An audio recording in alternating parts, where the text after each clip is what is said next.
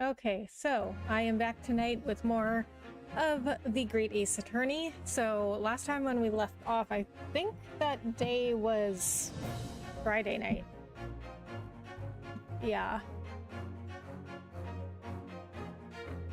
Yeah, so it was Friday night, and we are in London now. So we solved episode 2.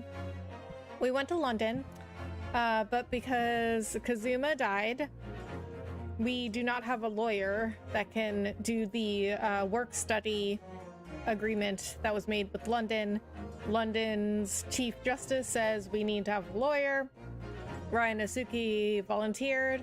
Chief Justice is like, you're not a lawyer, but if you go defend this person that was accused of murder and get a not guilty verdict, I will let you stay for the work-study thing.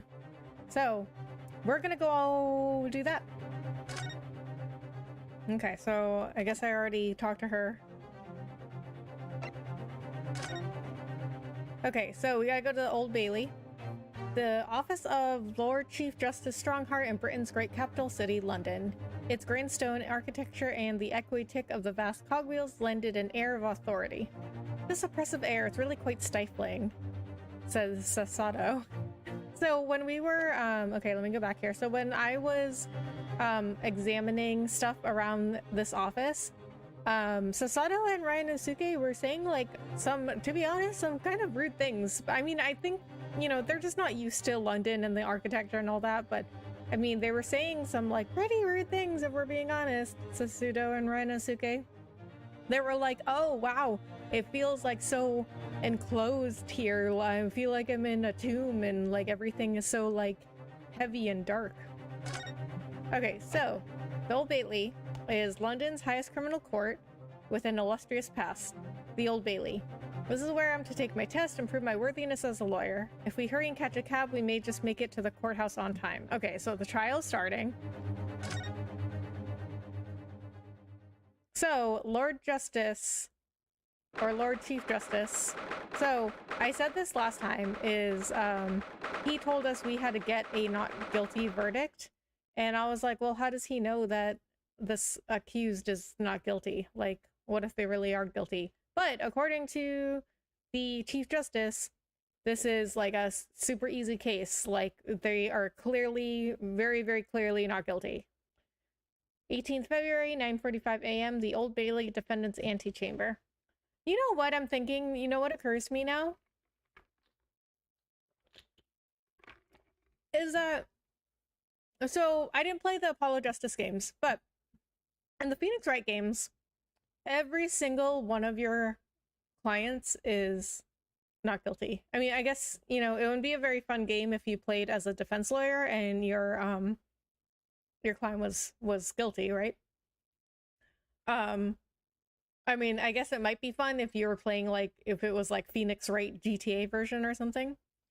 But like the Phoenix Wright game, like the Ace Attorney games, they are very about like getting truth and justice, right?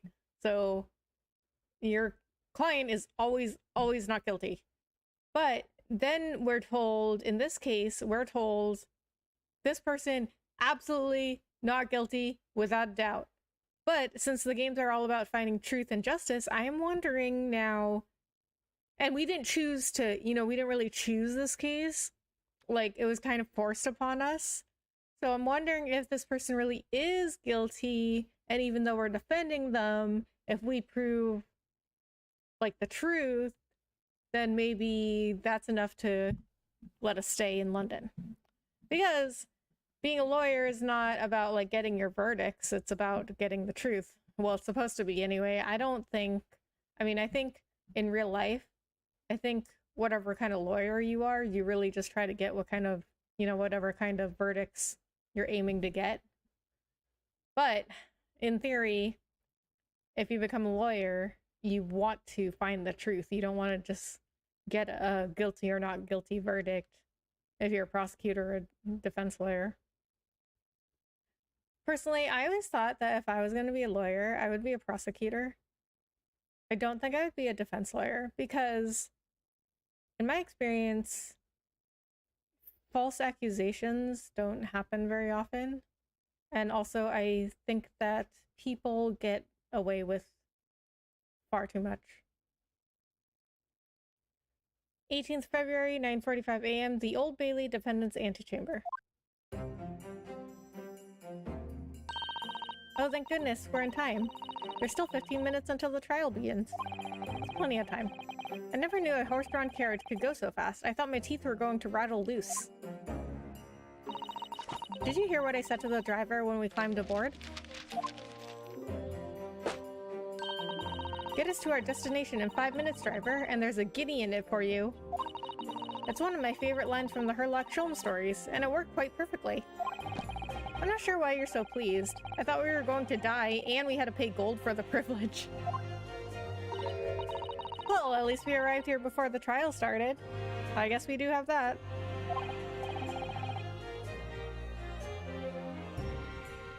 Yes, I suppose there's that. That's what I said. I just said that. Anyway, I don't understand it. The court clerk said the defendant should be here, but there's no sign of him at all.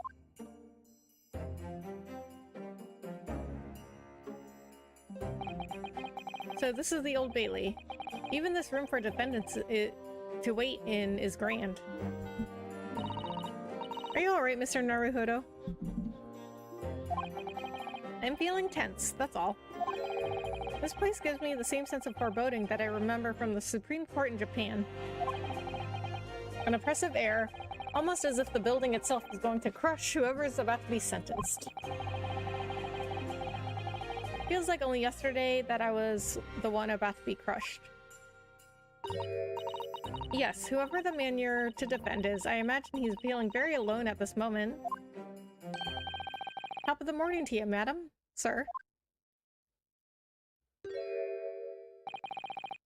What are yous doing following me here? Things are fair desperate, aren't they? Are they? Wow. Is this Willy Wonka? Sorry. Would you look at those expressionless faces? From the East, are yous? We're from Japan, yes. Ah, Japan, is it? Right, say no more. So, how much do yous need? No, we're just here because... No need to explain, fella. I've been there myself, so I have. No place to go, nothing to eat, barely a penny to your name. And all while in a strange, faraway land. Well, actually, we haven't found a place to stay yet, no. 'Tis grand, 'tis grand. Let me start by giving you 1,000 guineas. Say nothing now. 1,000 guineas? Please, Miss Susato, you don't have to shout. But 1,000 guineas is enough to build an entire mansion in the most prestigious area of Tokyo. What? 'Tis nothing to me at all. I like to ensure I have sufficient funds to weather a rainy day, you see. I have enough wealth to buy the city of London 2 or 3 times over. Could that much rain even fall in one day? Well, even so, we couldn't possibly accept such a large sum of money. Ah, that hit me in the eye. Don't get me wrong, fella. I'm not giving it ya no strings attached. I'll be wanting you to do something for me. Oh? To be honest, 'tis a little embarrassing. The trial that's about to begin, you see, is for me good self here. I'll be in the dock.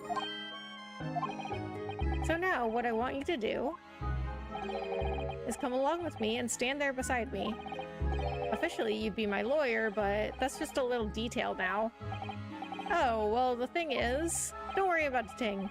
All you have to do is stand up there next to me, nothing more. Okay, this is weird and sus. Maybe he is actually guilty. Otherwise, you see, the trial is going to start without me having any kind of representation at all. So it was true. The Lord Chief Justice wasn't just making it all up. Would the Lord Chief Justice make anything up? Brian Osuke? Would he? He's the Lord Chief Justice. He stands for truth and justice. And you're just accusing him of making it up. I'm terribly sorry to have to ask, but... Does that mean you're the defendant in this trial? Western Blazes, do you not know who I am? Me? One of London's biggest names? No, sorry. We've only just arrived in the city, you see. I see. I suppose this isn't altogether impossible. Well, just next to Hyde Park there in the center of London is another beautiful park. Sorry? A park? What? It's called McGilded Park, full of blossoming flowers in the spring and singing birds and whatnot. I donated it to the city, so I did. Ah, an entire park in central London? A city of smiles. That's my vision for London. There's nothing Magnus McGilded wouldn't do for the city and its queer old people. Magnus McGilded. Oh, of course. This is such an Ace Attorney name, Magnus McGilded. That's amazing. I mean, really extraordinary. Ah, but now they've the gall to say I'm a good-for-nothing criminal. Me, Magnus McGilded. What is the matter with the London police, I ask you? Ha, ha, ha. Alright, don't pass out. Mr. Naruhodo. Perhaps now would be a good time to introduce ourselves while the gentleman catches his breath. Good idea. Ha, ha, ha. Mr. McGilded, the thing is, we're actually here in London to study British law. We're law students on a study tour from Japan, you see. Ha, ha, ha. So, if you don't have a lawyer for the trial yet, and you'd be happy to put yourself in our hands, we'll do our best. What was I after saying? You daft Egypt? Egypt? You Egypt? I've given you 1,000 guineas to stand up there next to me, haven't I? Well, yes, but I wasn't really offering to just stand up there next to you. Oh, I think I see what's going on here. Sorry. I know what you're thinking. This chancer of a fella claims to have more money than the Queen. But if that's true, why the blazes can't he hire the finest lawyer in all of England? I actually was not thinking that, but yeah, I'm thinking that now. Because he did it. That's the only explanation. Well, exactly not at all. Actually, no, I wasn't thinking that. But, I mean, if he does have a lot of money, there is no way he couldn't find a lawyer that would take the case even knowing he was guilty. So, not at all what I was thinking, actually. Not at all. Although, it is a little strange, to be honest. Why don't you have a lawyer? Why you don't have a lawyer, I mean? That would be the fault of the Reaper. Oh. Sorry, did he just say Reaper?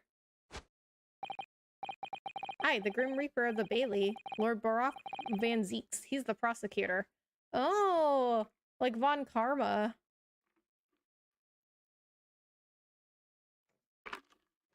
So, in the Ace Attorney games, there was this prosecutor named Von Karma, and he was like this ruthless prosecutor that never lost a case. And so, at first, in the first game, your prosecutor that you always go up against is named Miles Edgeworth, and he's like Phoenix Wright's rival. And then in the next game, you go up against Von Karma. I forgot his first name, but Von Karma's his last name. And they always just called him Von Karma. And he was even more ruthless than Miles, and Miles trained under him. And then in the next game, you go up against Von Karma's daughter, who is also just as ruthless. Like, all three of them. Well, Miles ends up, like, redeeming himself in the end. Like, he becomes a friend of Phoenix. But the Von Karmas are just, like, horrible people. And his daughter, Von Karma's daughter, somehow is allowed to bring a whip into the courtroom, and she, like, whips people when she, like, wants to talk and she wants them to shut up. She, like, whips them in the face. Like, I don't understand these courtrooms. Like, she was allowed to bring a whip, and then Kazuma was allowed to have a sword in court.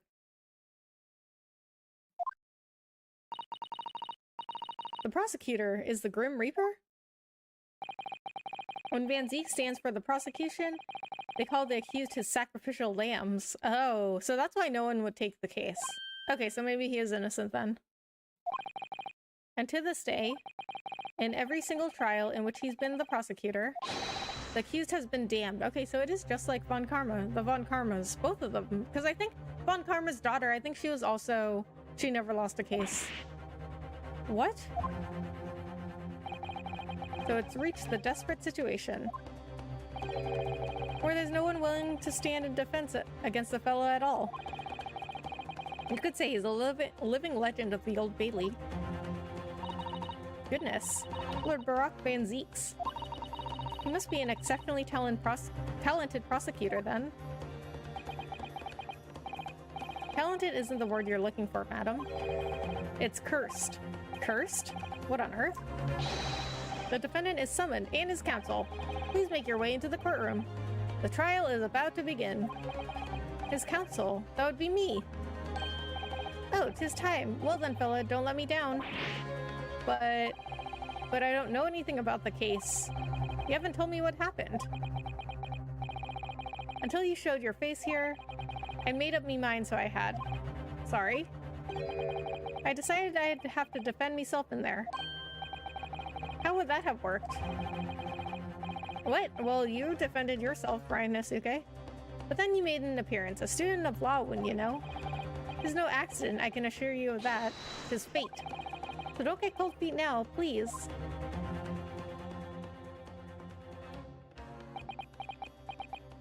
I mean, if you thought you were gonna lose anyway, going up against this prosecutor, we might as well.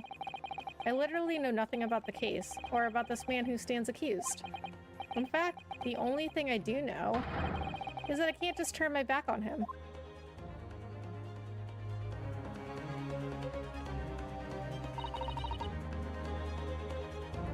Mr. Naruhodo, the man has no one. He'll have to stand alone in that courtroom, armed with nothing to defend himself. Yes, something that Kazuma would never have allowed to happen. That's right, he wouldn't. Well, we gotta do it for Kazuma. Oh, I miss him. Counsel for the defense, what are you doing? If you're late for the start of the trial, you will lose your right to stand. I'll be right there. Oh boy. It's happening then. My first trial in a British court. I hope you're watching over me, Kazuma. Because I have no idea how I'm going to manage this. That's okay. We'll be alright.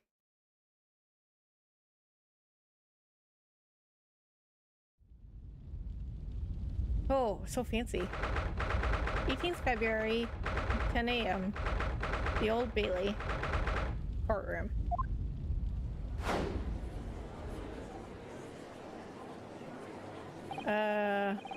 So this is the highest court in Great Britain, the Old Bailey. The centuries of history in this place is palpable, isn't it? It's so different to the Supreme Court in Japan. It feels both imposing and serene at the same time. The atmosphere almost makes words redundant. Whatever the country, determining a person's guilt or innocence is always a solemn affair. Whatever time period, I'd say too. May I say something, Mr. Naruhodo? I don't think I could stop you. Oh, yes, what? Oh, he's got Kazuma's sword. Your eyes look ready to pop out of your head again. They do. I know, but I just can't help it. Oh my god, this is... So, this face, they did the exact same animation for Phoenix Wright.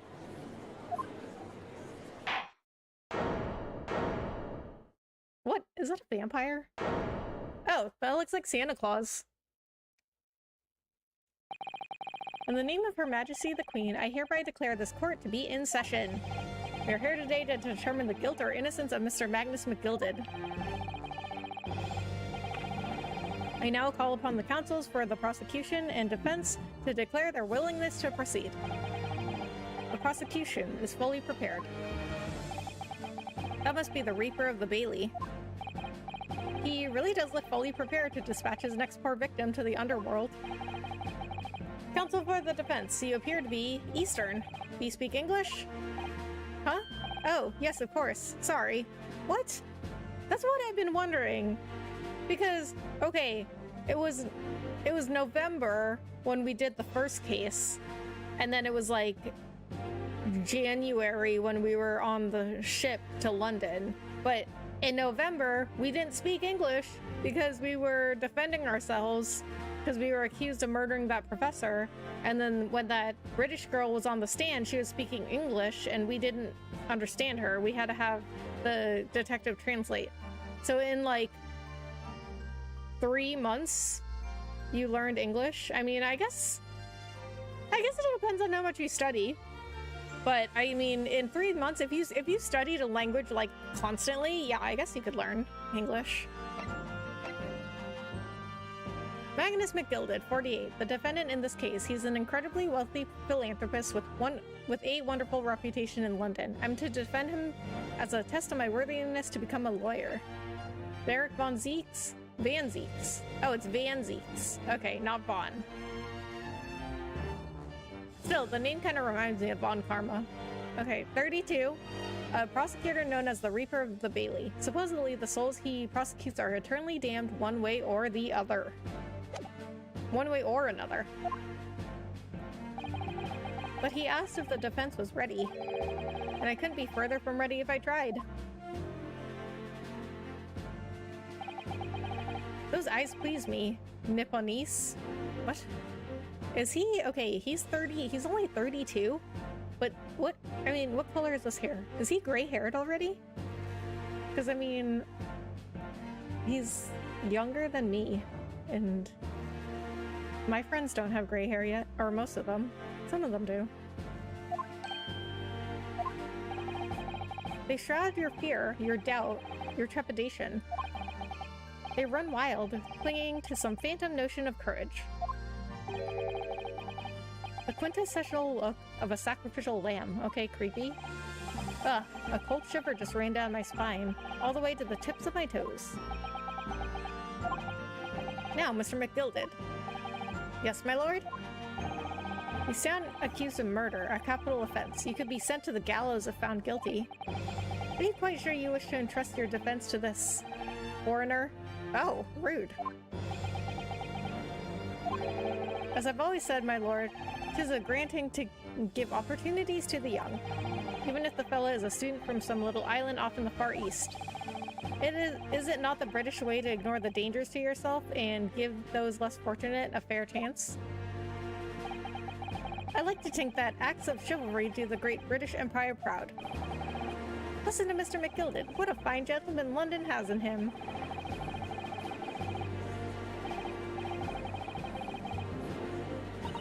Okay, I guess people do like him. Seems as though everyone in the public gallery is firmly behind Mr. McGilded. It's definitely welcome news, and he certainly has a way with words. I'm surprised he couldn't convince anyone to defend him.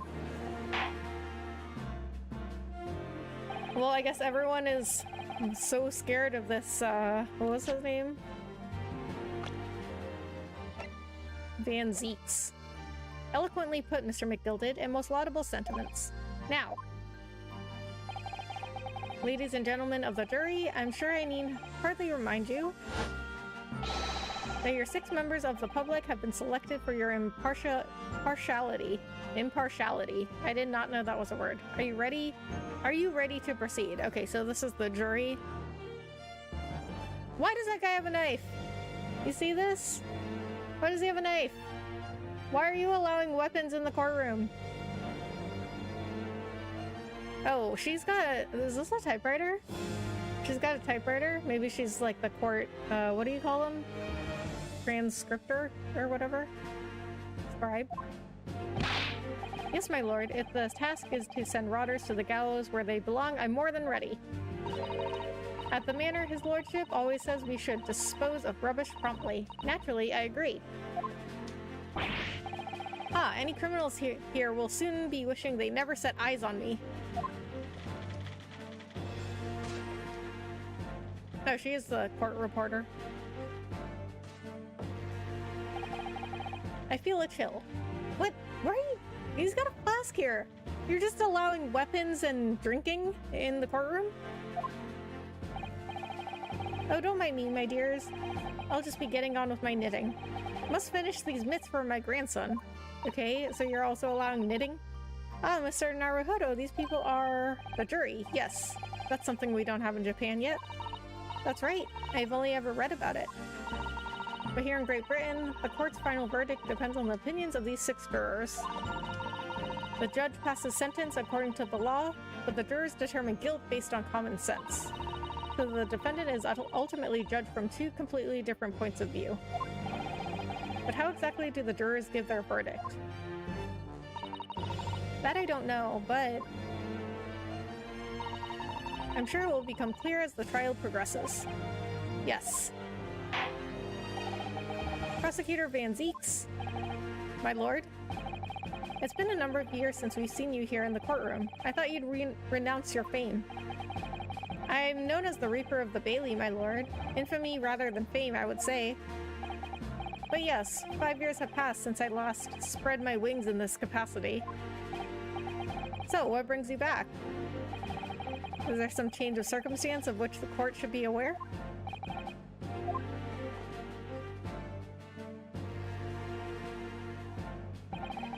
I leave that to your imagination, my lord. So the Reaper has been out of action for 5 years.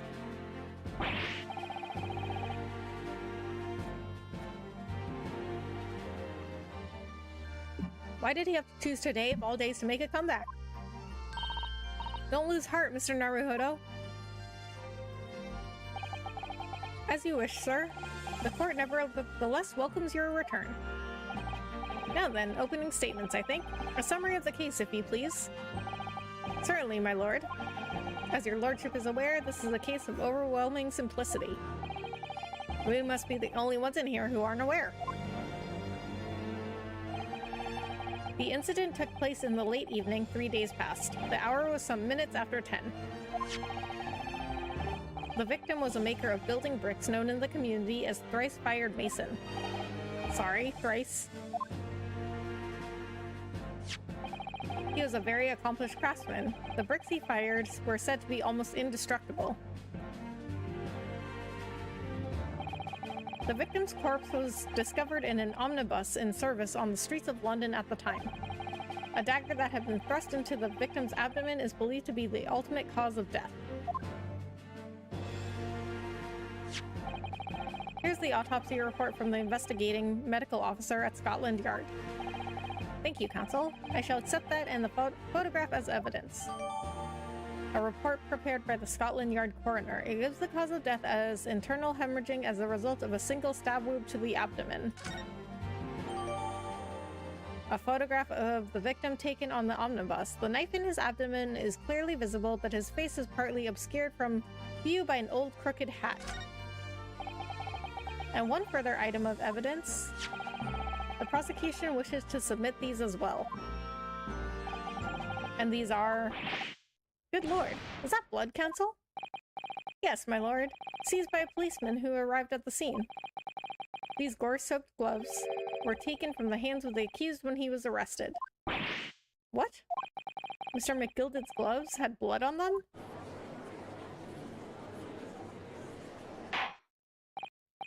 Yes, I will accept these as evidence as well. The leather gloves the defendant was wearing at the time of the incident. There's a bloodstain on the right glove. So why was the Chief Justice saying it was so obvious that he was not guilty? How did I get into this? I'm backed into a corner before I've even started. Continuing. According to the driver of the omnibus, there were only 2 passengers traveling inside his vehicle at the time. Only 2? Obviously, one of those passengers was the deceased brickmaker, Mr. Mason. The other was the accused, Magnus McGilded.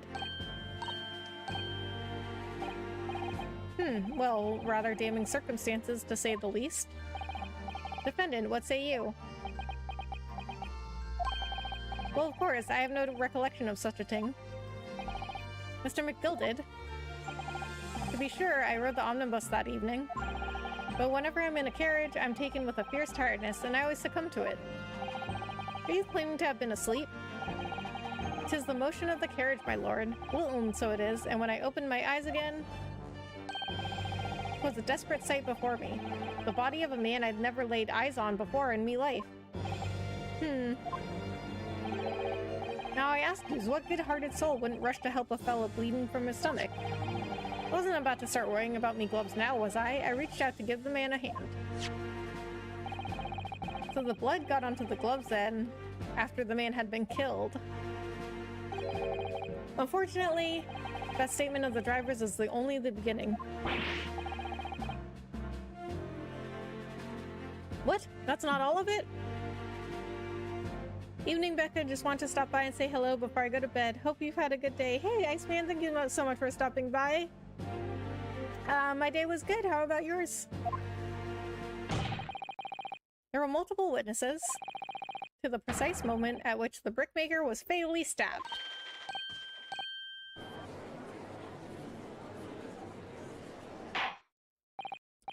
Order, order, order!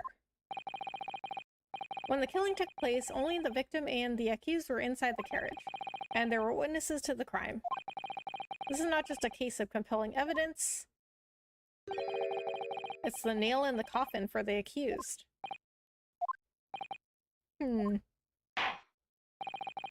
Thank you, counsel. The circumstances of the crime have been made quite clear. I think we will hear testimony from these witnesses first of all. Yes, let's do that. Your wish is my command. Bailiff, bring the witnesses in at once.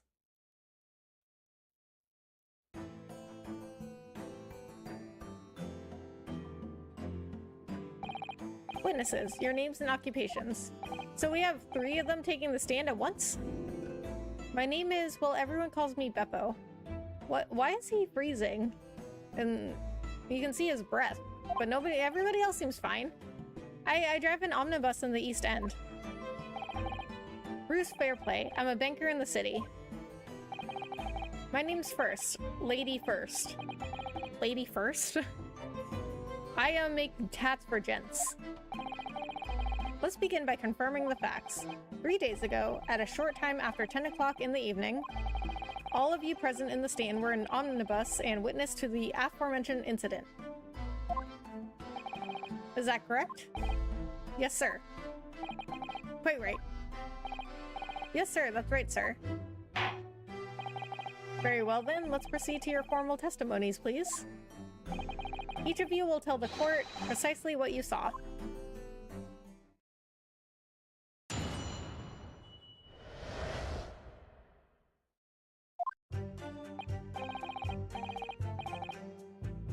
I guess he's a true Iceman. Oh, yeah. It was the last bus of the evening, so I had a few customers. I remember it well. The victim and the man accused of killing him were sat next to each other inside the bus. Okay. Okay, so this is new. So they're all giving their testimony all at once. Like right after each other. Interesting. Then, out of the blue, the accused just reached over and plunged a knife right into his guts. That's right, he stabbed him. I screamed, I did. Couldn't help it.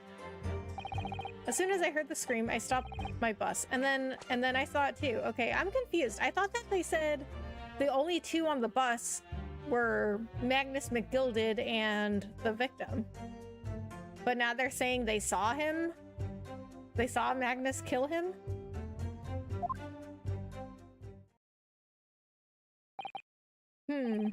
Unambiguous testimony, I must say. But that aside, day's been pretty productive. Nice. How's work going? I know you said it's been tough lately.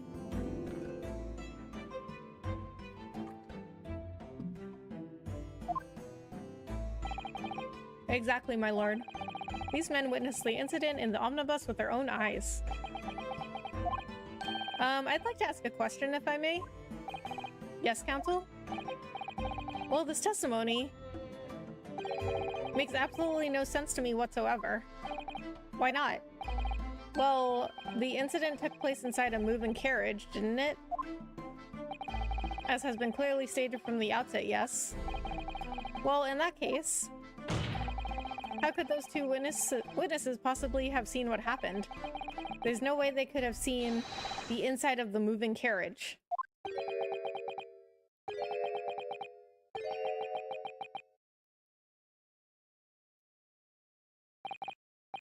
How quaint. It's still tough, we're understaffed, but it's slowly getting better. Oh, nice. I'm glad to hear it's at least getting better. Okay, let me look at this stuff. So, victim is thrice-fired mason, male, age 54, occupation brickmaker, time and cause of death. 15th February, 10 p.m. to 11 p.m., stabbed once in the abdomen with a knife while journeying in an omnibus. Died due to internal hemorrhaging resulting from the trauma. So, Iceman, do you like work otherwise? Like if you had enough people working there, would you like it?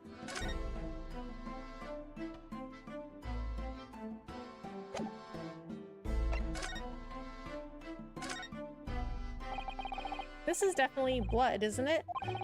Not the most pleasant sight to be confronted with on our first day in London. Well, nothing will come of grumbling now. I'm guessing this is like a spiritual successor to the Phoenix Wright games. Yeah, so, actually, let me look up, because there was another Ace Attorney game after Phoenix Wright called Apollo Justice. So this is like a spin-off. Yeah, so it went Phoenix Wright, the first 3 Phoenix Wright games, Apollo Justice, which I never played, then Ace Attorney, Miles Edgeworth, then Ace Attorney Investigations 2. So I never played anything but the first 3 Phoenix Wright games, which I loved. And then there was another Phoenix Wright game called Dual Destinies, and then this was released in 2015. And then there was another one of these games. This is the Great Ace Attorney. Oh, there was another Phoenix Wright game, Spirit of Justice. I didn't even know that existed. Okay, so there was... Anyway, there's another one after this. So the Phoenix Wright games were called the Ace Attorney games. This one is called the Great Ace Attorney. And there was a second one after this one, which I already also have, is what I was trying to say. Yeah, I love it, don't get me wrong. We're just going through a major transitional period with the company being bought by a bigger company. Oh, I see. Okay, yeah. I've had that happen a few times too. So when I was hired, they had, like, my company had just bought a smaller company. But I was hired with the new company, so it wasn't really much of a transition for me, but I saw like a lot of people, because literally I was hired like, I don't know, like a month after the announcement, and so nothing had been transitioning yet, but like a lot of people I started working with got like laid off or they left, and then we got bought again and everything changed again. A lot of people have been leaving and us still there to carry the load. Yeah, that's tough. I'm sorry to hear that, Iceman, but if it's getting better, that's good.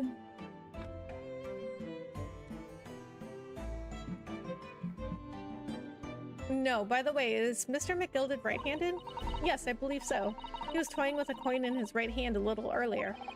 Ha, pity. If only he'd been left-handed. I think blood on either glove would be fairly incriminating, really. That's true, because they are his gloves. Yeah, I was hired right when the transition began. Ah, I see. Yeah, I think if you get hired like with the new company, then it doesn't really affect you.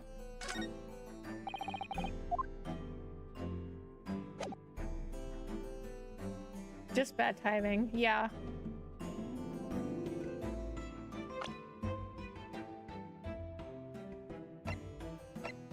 Beppo, 62. The driver of the omnibus on which the murder took place. He's an eyewitness to the incident. Bruce Fairplay, 34. A gentleman who works as a city banker. He witnessed the incident from his seat on the roof deck of the omnibus. Lady First, 21. An apprentice milliner who witnessed the incident from his seat on the roof deck of the omnibus. A milliner? What is that? I guess it's somebody that makes hats? I'd read that civilization in the Eastern Island nations was a good century behind our own. Well, Iceman, how are things otherwise, other than work? But you're here in London yourself. Are you really so ignorant about our omnibuses? Iceman, how are your streams and your videos going? Your YouTube channel? I'm still gonna take a look at your video. Huh? Tell me, my Nipponese friend, have you even traveled in an omnibus? Well, no. We, only arrived in London this morning. No matter. I've arranged for us to all see for ourselves. The actual scene of the crime, that is. What do you mean? The actual scene? How? A carriage is designed to be moved after all. Presumably you understand that much? Wow, he's really rude. Yes. The omnibus in which this bloody crime took place is here today, in this very building. Here? What? Things are going well. Streams and YouTube are going well. Nice, I'm glad to hear that. The entire carriage? Bailiff. Bring forth the stricken omnibus. What? How did they fit that in there?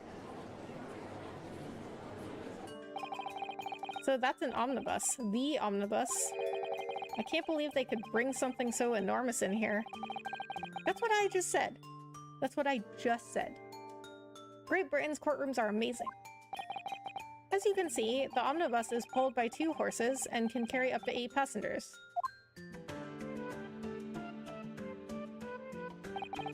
Four passengers seated inside in the enclosed cabin and another 4 on the rooftop deck above. So I guess this is where double-decker buses came from?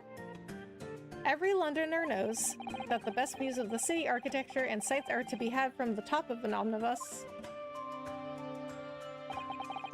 And I should point out to our foreign guests that there is a skylight in the roof, allowing a view of the interior from the seats above. Ah, a skylight. Oh. The penny drops at last, I see. Like, have a couple days dedicated to Twitch and 1 to 2 days dedicated to YouTube. Oh, nice, yeah. I think that's definitely the way to do it. Like, I think people focus entirely too much on Twitch and, like, they only stream and don't do anything else.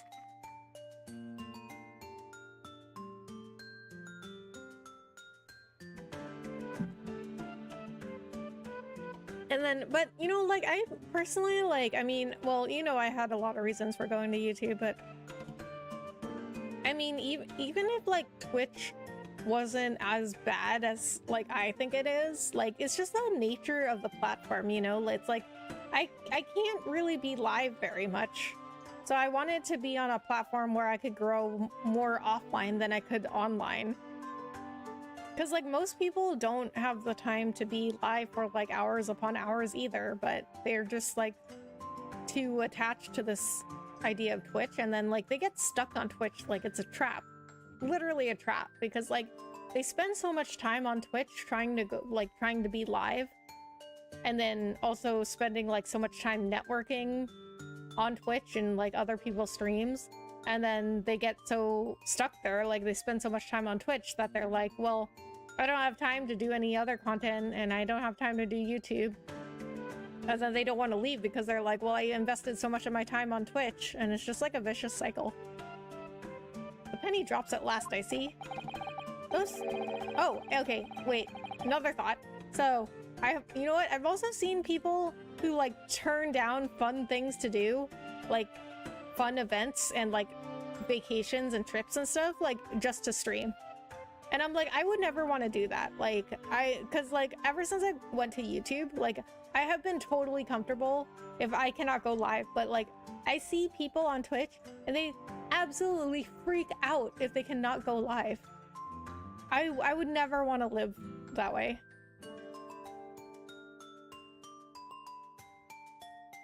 Since I record with very little editing, don't see the point of doing YouTube vids, so I think it's more meaningful to stream YouTube and Twitch, you know? Yeah.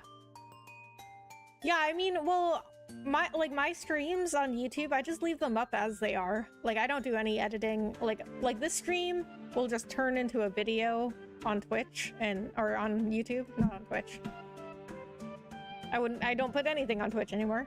But like this stream will just like turn into a video, and I don't like do any editing. I take clips of my streams and I turn them into shorts, but I don't do like any editing of my streams because, you know, like, I know it's like seeing like a 4-hour video is like, you're like, okay, nobody's gonna watch that, but it does say, like, YouTube tells you whether it's a stream or it's a video. And to me, like, I mean, people, I can't even get people to watch like a 5-minute video, you know, like they're watching 30 seconds of it, whether or not it's a video, like a 5-minute video or like 4-hour stream. So I figure it's like in a 4-hour stream, they can just watch whatever part they want to watch, and then it still like contributes to my watch hours. He looks like in Theono Zeppeli from JoJo. He looks like his father or something, the Waluigi looking guy. The Waluigi looking guy, this guy right here? Wait, what's JoJo? These two gentlemen were occupying the rooftop seats on this omnibus when the murder took place. That is how they came to witness the grim incident. Through the skylight. That makes perfect sense. Well, counsel, this is a first. In all my years behind the bench, I've never experienced the crime scene itself being brought into the courtroom. There are a number of important clues remaining inside the carriage, my lord. I would like to submit the omnibus itself as evidence. Oh, okay. That is the prosecution's wish.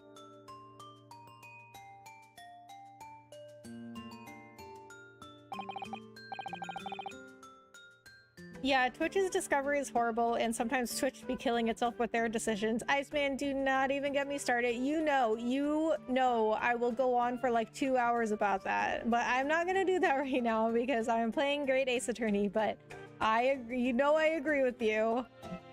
And, you know, the recent Twitch news about Twitch partners being able to stream on other platforms, they just can't multi-stream. But I did watch this like really interesting video by Harris Heller, and he said that he thinks that this looks good right now, but it's just like, he thinks it's just like a precursor to worse decisions coming down the road. Like Twitch is like, oh, well, we'll give you something, and then they're gonna take away something else just later on. Like, so do you remember when they were talking about taking 50-50 from all subs? And then in the article that first reported it, it said like Twitch will remove exclusivity in exchange for taking a 50-50 cut across all subs. And so Harris Heller was saying like, maybe this is what they're doing. Maybe like they decided no exclusivity, and later on down the road, they're going to be like, all right, now we're taking 50-50 of all subs. Because they just did it this way in order to like look good first, and everybody's like, oh, Twitch is so great, and then like maybe some people that moved away from now we're like, oh, like Twitch is getting good again. A very meme material anime, very cool as well. Oh, okay. Yeah, I don't really watch anime, so I guess that would explain why I didn't know it. OMG, Ace Attorney 3D, the game. Yeah, that's what I noticed too, Ultra Player. Like, it's very 3D. Like, that surprised me because I'm so used to the Phoenix Wright games, and they're very, like, 2D. But I like the style. Wouldn't surprise me. Yeah, I remember. Yeah, and then there's another video by Devin Nash, and he was he did like a whole video about like how this still like isn't a good thing.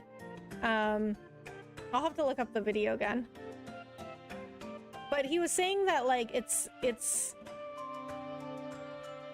like he has a very low opinion of Twitch as well.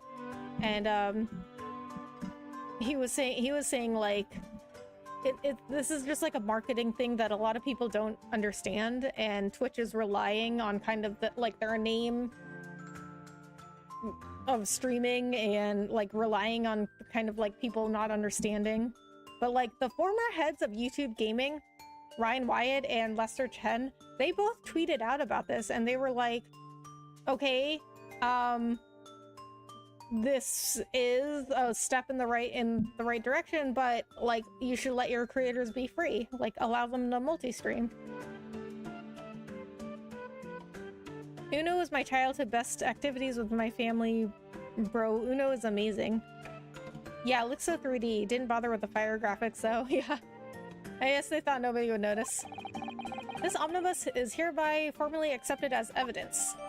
The 8-seater omnibus that was the scene of the crime. There were passengers both inside the carriage and on the roof deck that night. I can't believe it. The entire crime scene entered as evidence? Yes, Great Britain is simply extraordinary. I could help myself a lot by giving that omnibus a thorough examination, seeing as it's here. Let's continue with the proceedings then. Your cross-examination, counsel. Okay, I'm gonna take a look at that omnibus. Oh boy. Okay, what can we find here? Nothing there.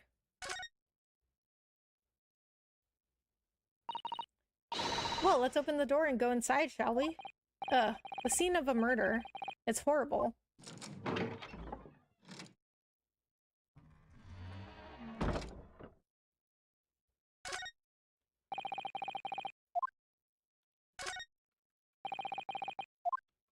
What? How do I move around? Oh. Oh. Okay, use the arrows. That's blood that's soaked into the seat. The victim's, obviously. Oh my goodness, his hairline. Whose? Ryonosuke? This guy's? Right here? The victim's, obviously. Yes, and that seat would be clearly visible from the roof deck. Would you really stab somebody in full view of other passengers like that, I wonder? Well, it was after dark, and there was a lamp on in here, so perhaps the culprit couldn't see anything outside through the skylight. Whichever way you look at it, it doesn't seem like it was a planned attack. The seat looks reasonably soft, but it's actually rather hard when you sit on it. And only just wide enough for two gentlemen to sit side by side, really. Of course, an English gentlewoman would be dressed in such finery. It would be quite impossible for her to climb up to the roof deck, so she would have to be seated in here. A woman in a kimono would have the same problem. Women's clothes are very impractical, aren't they? Yeah. Yes, they are. Oh boy, Ryonosuke, if only you knew how impractical.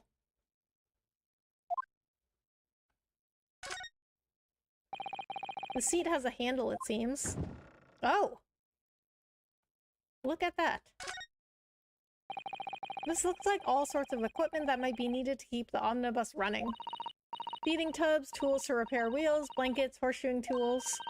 So it's a storage compartment for the coachman to keep his things, it seems. There doesn't seem to be any space for passengers to stow their luggage, that's for sure. I mean, they could store like a small bag. There's some space over here. Like right over here. Make him bald and he looking like Aang legit looks just like him. Yeah, well, I mean, since this is a Japanese game, they do look very like anime-ish. Well, I don't know. I don't imagine it would be very convenient for that purpose anyway.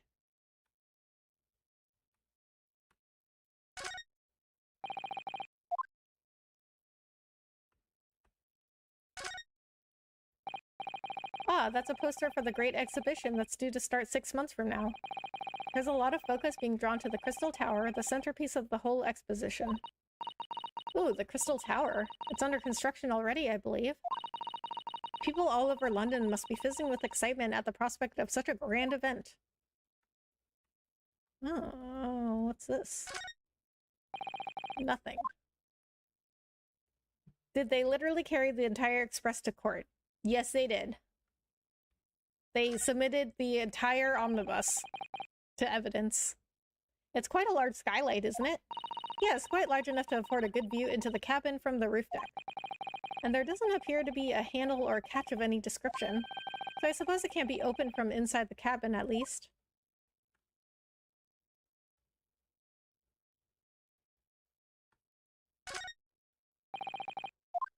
Okay, I think that might be it. Or there's this. Oh, that's a poster for the Great Oh. That's the same thing. Okay, so... I mean, when I checked this poster over here, and they said the same thing. So I think that is it. So let's get out of here. Have you seen enough? Let's step back outside then.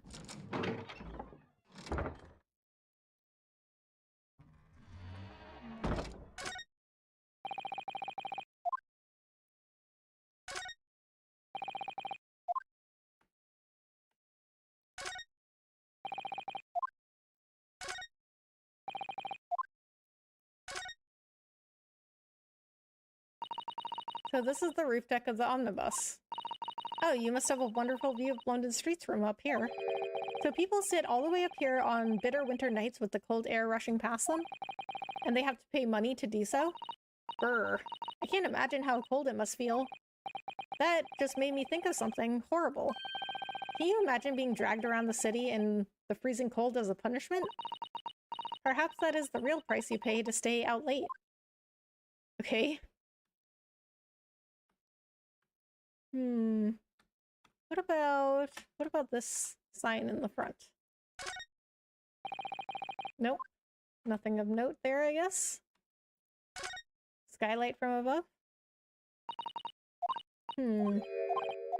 So I can't investigate the skylight itself, I guess? Just the general roof deck? Maybe if I go over here? Oh, there we go. You can certainly see inside the carriage through this opening, that's for sure. Yes, and there's a lamp in the enclosed cabin. So I'm sure the witnesses would have been able to see quite clearly. That's not good for us. I guess not. Oh my god, look! It says Phoenix Wright Omnibus! I can't find anything out of place. Oh, okay.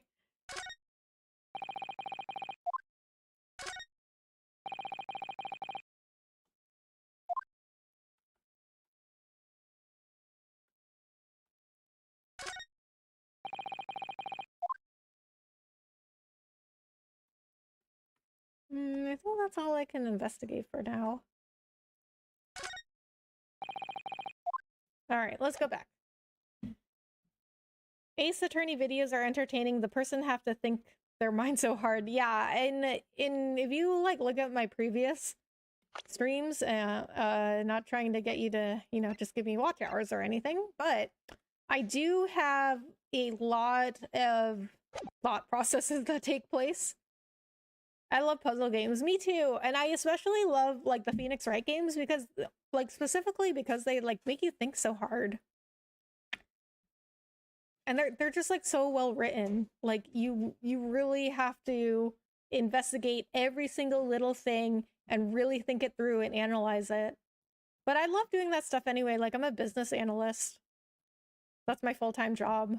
So I've always like been an analyzer, you know, like I've just always been that way. Like ever since I was a kid, like I love looking things up, researching them. Like whenever I watch a movie or a TV show, I always look it up after. Like I look it up on like Wikipedia and IMDb and see if I can find anything else out about it.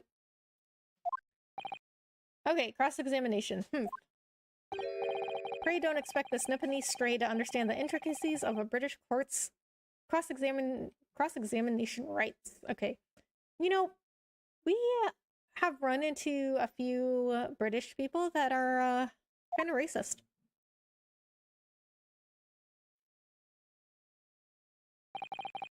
All right, my first cross-examination in a British court.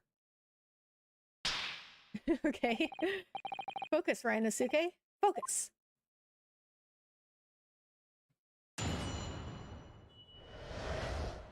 What the witnesses saw. Okay, so what we do here, what I'd like to do here is I like to press every single statement. So you can press, like if you're not familiar with these games, you can press every statement, which means you just ask for more information. And then when you think you found a discrepancy or what do they call it? They call it something else in this game. Not a discrepancy. I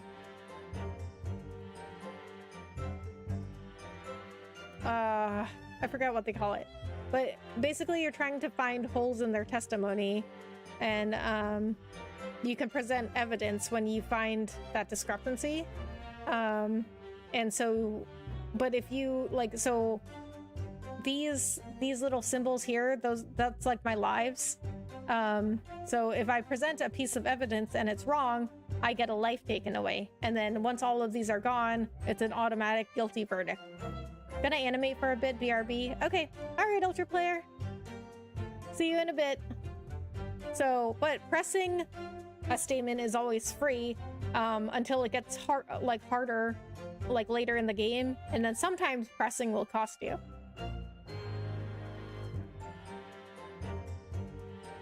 I'll be going to bed, Becca. You have a good night. All right, Iceman. Thanks for hanging out. Good night. Okay, so we're gonna press. Yes, I think it was sometime after 10, wasn't it? Oh, yes, sir. That's right, sir. Yes. Ever so cold it was, sir. For freezing, in fact. And you had 4 passengers on board at the time. Is that correct? Yes. Yes, that's right, sir. Not all traveling in the same parts of the bus, of course, though. No. And there were no other passengers when the incident took place? No one alighted, for example? So, alighted, which is a word I learned like years ago, and I remember this very specifically for some reason. So I was playing Final Fantasy VIII, and I had to look something up. I had to look a walkthrough up for some reason. And the walkthrough said, like, because you have like an airship in the game, and so the walkthrough said to fly over to some location, land, alight, and then like go do something. And I was like, what does alight mean? So I had to look it up, and it just means like disembark, or like, you know, get off. You're quite right with that, sir. No other passengers like that. No, none. So nobody fled the scene of the crime then.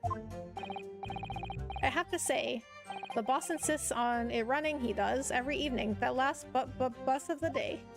So he's still cold. But I do wonder sometimes if it's altogether worthwhile. Yes, so sorry to say. What do you mean by that? Well, with it being so cold and everything, and only making 20 pence on the run, you see. Yes, I spend that much at the pub on the way home, just trying to warm up again. Okay, so the victim and the man accused of killing him were sat next to each other inside the bus. Hold it!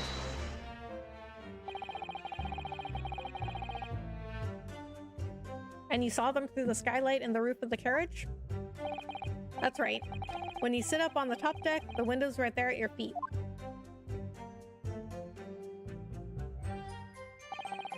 There was a lamp on inside, so I had a pretty good view. Ah, see, but here's the thing. See how this first bench, it faces away from the skylight, so unless he was sitting here, he wouldn't have seen it.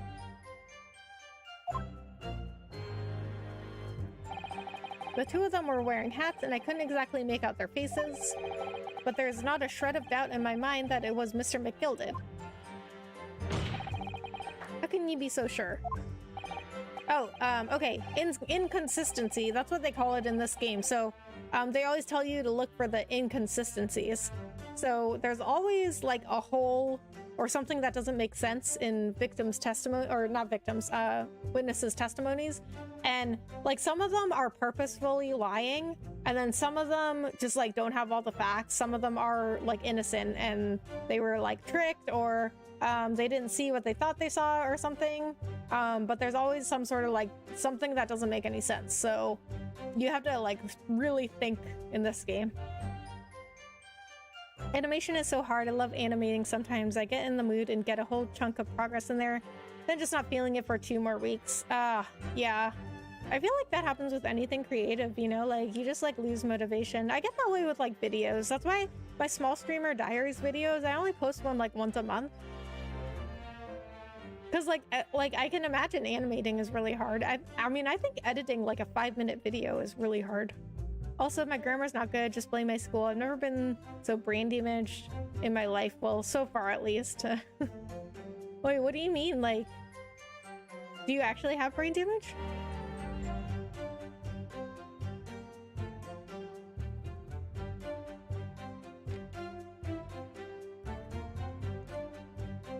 To be honest, your grammar is not that bad. I mean, I'm not going to say it's like the best, but I've seen worse. Well, how can I put it politely? Mick Gilded is a gentleman of rather small stature. I couldn't have mistaken him for anyone else. Let's not forget that when the vehicle came to a halt, the only people inside the enclosed cabin were the deceased Mr. Mason and Mr. McGilded. There's no room for doubt here. I really wish there was. Well, we don't know yet. We need to press on everything. Then out of the blue, the accused just reached over and plunged a knife right into his guts. Hold it! You actually saw the exact moment it happened? Didn't I already testify to that? Or are fair, dinkum, hardworking city bankers not considered trustworthy these days? I don't know. I don't know you. Okay, we're gonna save here, because I haven't saved in a while.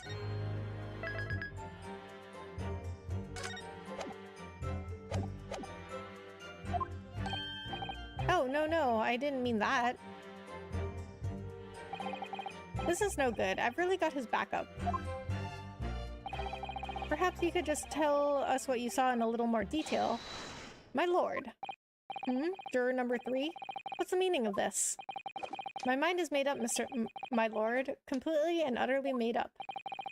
Made up about what? I don't like the stinking rich. Never have. They're always up to something or other that they shouldn't be. Every one of them. And that little leprechaun of a man is no exception. Well, he can't fool me. What? Okay. Sure. He just pounded that fire up to the whatever those things are, scales. I guess they're like the scales of justice. There's no point in wasting time listening to any more of this. That's my opinion on the matter anyway. That's precisely what I was about to say. As a foreman of the jury, it's my duty to set a good example to my fellow jurors. What? How are they doing that?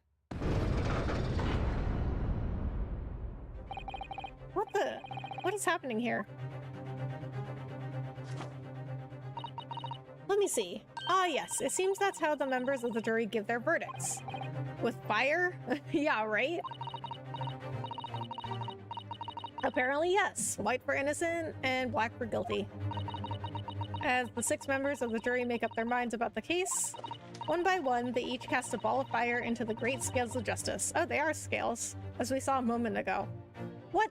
Okay, I guess I can't say anything because I know it's pretty early on with like the legal system because this takes place at the end of feudal Japan when they're starting their like industrial age. And so legal systems were like pretty early on. Well, in Japan. I don't know how long they'd been going on in London by this point. But like definitely today they would not be allowed to vote until they've heard everything. Also, they would definitely not be allowed to just like talk in the courtroom. Like I mean, I've been on a jury before. You cannot do that. So if those enormous scales fall completely to the black side, does that mean... Let's do our very best to make sure that doesn't happen. Now I'm even more worried than I was before. Very well. Court acknowledges the change in the jury's stance. Counsel for the defense, please continue with your cross-examination.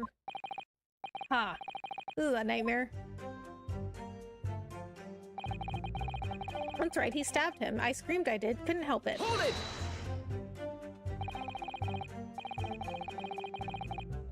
He stabbed him, you say, and you're sitting up on the roof deck, were you? Yes, that's right, sir. I was up on the roof seats. I remember seeing the little gent sitting next to the fellow that was stabbed. I've been thinking about a new hat design, you see, so I was just gazing absent-mindedly around. But then I happened to look down through the skylight. It was sticking right out from his belly, that huge great knife. A grim sight indeed. Ah, that didn't help me at all. Really, the maid is cleaning the table? The jury looked like they were even more convinced my client did it than they were before. That appears to have made everyone even more dubious than Mr. McGilded is telling the truth.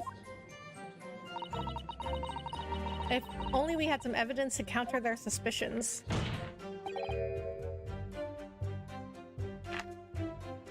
Mr. First. Oh, yes, sir? Yes, sir? Is this the knife you saw? Oh, good grief. Yes, that's it. The very one, sir. Is that... Yes, Counsel. This is the blade that was driven into the victim's belly like a stake through the heart. That is a blade of considerable size, Counsel. It is, and furthermore, the scabbard is emblazoned prominently with a certain initial. The letter M, which seems oddly familiar. Ugh. Please, no. M for Magnus, perhaps? Or McGilded, possibly? Take your pick. Seems this particular big name in London made a magnificent mistake. Objection! But there are M's everywhere. Like, yes. Like in Mason. Objection! Wow, his objection was really fancy. This blade is far too extravagant for a poor brickmaker to have owned. What? How do you know? What if he saved up for it? You don't know. You don't know his life. No, this weapon of murder almost certainly belongs to the accused. Ugh. Well, put it into evidence and I can look at it. Not conclusive, but certainly compelling, Counsel. A largish knife that was found lodged in the victim's abdomen. Its quality and fancy ornamentation suggest it must be quite valuable. My lord, if you'll forgive the interruption. Ah, juror number 2. Go on. Mr. McGilded is a pillar of society and a gentleman, and a gentleman's word should be sacrosanct. However, those of us in service know we must accept hard truths. Wait, what are you about to do? Dispose of the rubbish. How do they even aim it? No! I don't wish to cause offense, but I do like to eradicate all traces of filth and crime. Okay, I'm gonna look at the knife. The classic sweating thing. Yeah, they do that a lot in this game.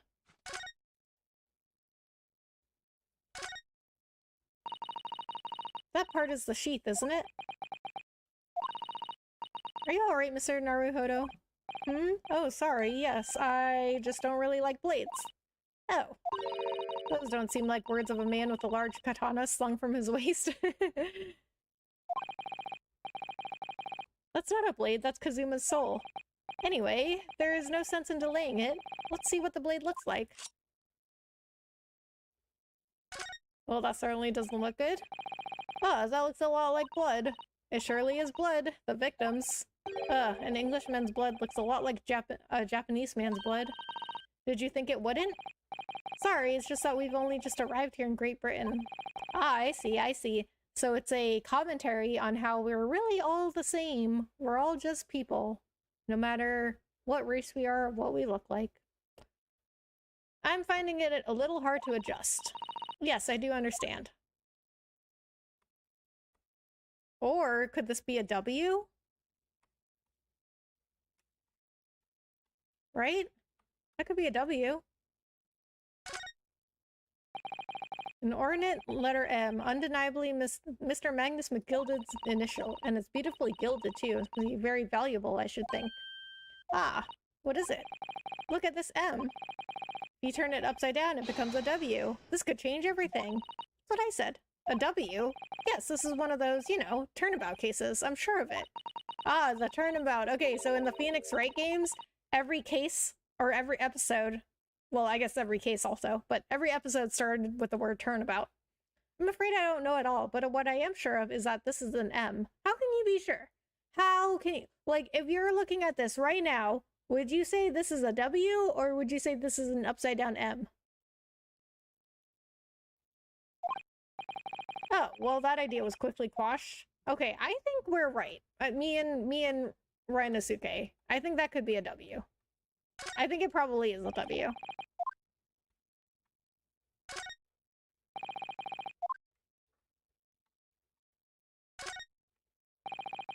Okay, I think that's all I can investigate on the knife. Now I'm going to look at the crime scene. So what I was wondering is if the knife matched the crime photo. I can't really look at the knife in here. It might, but I think it does. I mean, it looks like it, but I don't think that this is an M. I think it's a W.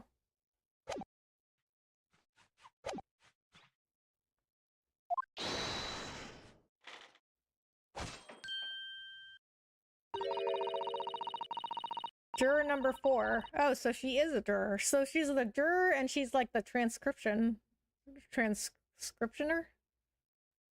Scribe. I'll just call her a scribe. I painstakingly typed every word uttered here today and cross-referenced all the facts. As such, I am now in a position to draw the only logical conclusion. What? Not again. That's 4 out of 6 jury members who proposed a guilty verdict. There are only 2 left. We've had it. Every time I press the witnesses for more information, I just make the situation worse. Nevertheless, what we need more than anything at the moment is more information. We're still very much in the dark. I suppose I'll just have to keep pressing the witnesses, knowing that more sparks may well fly.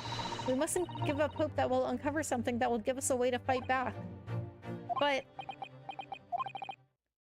alright, I'll keep trying. I can't give up. I just need to keep calm and listen to the witnesses' statements again. Okay, so nothing stood out to me, but we'll go over it again.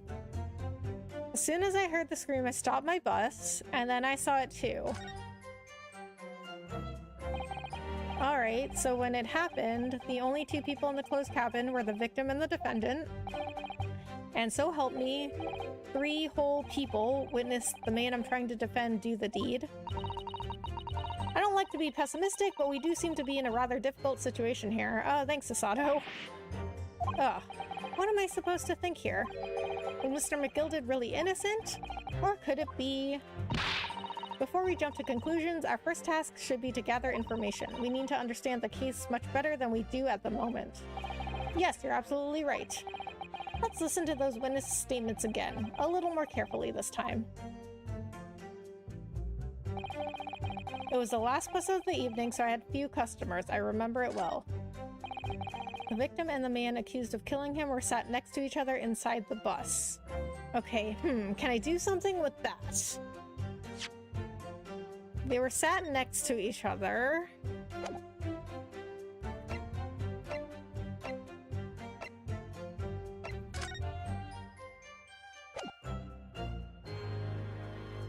Yo, Rebecca, this whole courtroom is a fire hazard. I know, right? They're allowing fire and weapons in the courtroom. Like, my character's got a sword on him right now. One of the jurors has a knife. Oh, what if the juror that's, like, throwing that knife up and down? What if it's, this is his knife? What if he had something to do with it? Okay. What can I do here?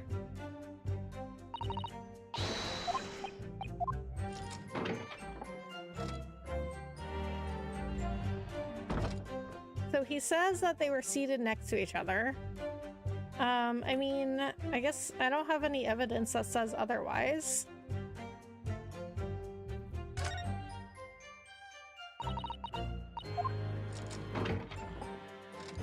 Alright, let me go through all of the statements again. I'm not hearing anything that stands out right now.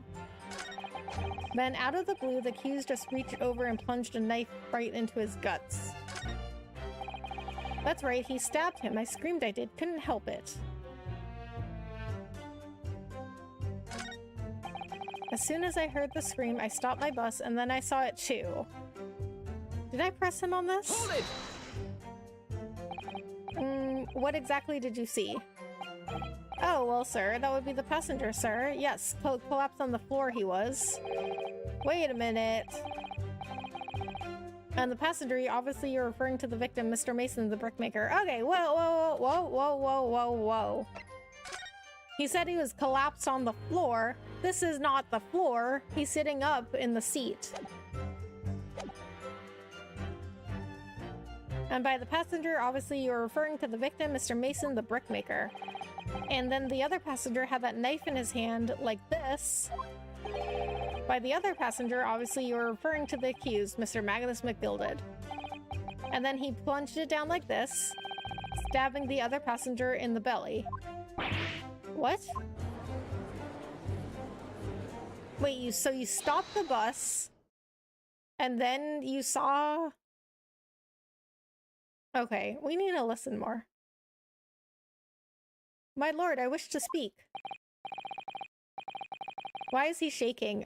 He's cold for some reason, even though we're all in the same courtroom and everybody else seems fine. But I don't know. I mean, like some of these characters have things happen to them that like nobody else does. Like, so there was another character, Kazuma, and he had this like headband, like, well, it was more like of a ribbon, I guess. Or let's just say it was a really, really thin headband. And he had the, like, so he had it tied around his head, and he had like the tails of the headband like flying, like they would fly in the wind all the time, even though we were inside. Like even in the courtroom, it'd be like flying in the wind. And I'm like, where is this wind coming from? We're inside. And the wind doesn't seem to affect anybody else. Yes, juror number 5, do I take it that you too, as the master of the London Guild of Coachmen, the idea of a murder being committed in one of the city's carriages is utterly abhorrent to me. It wouldn't be right to make a decision before hearing all the facts, though, I said to myself. But I've heard enough now. The horse has bolted, as they say. What? We've barely heard anything. No, please, just keep an open mind a little long. Be up now, Silver Blaze. The finish is in sight. Really? Beppo is a long-standing member of the guild, and I trust what the man says. Oh, thank you, sir. You're too kind, sir. Ugh, this is too unkind, sir. Which now means that 5 jurors agree to condemn this man.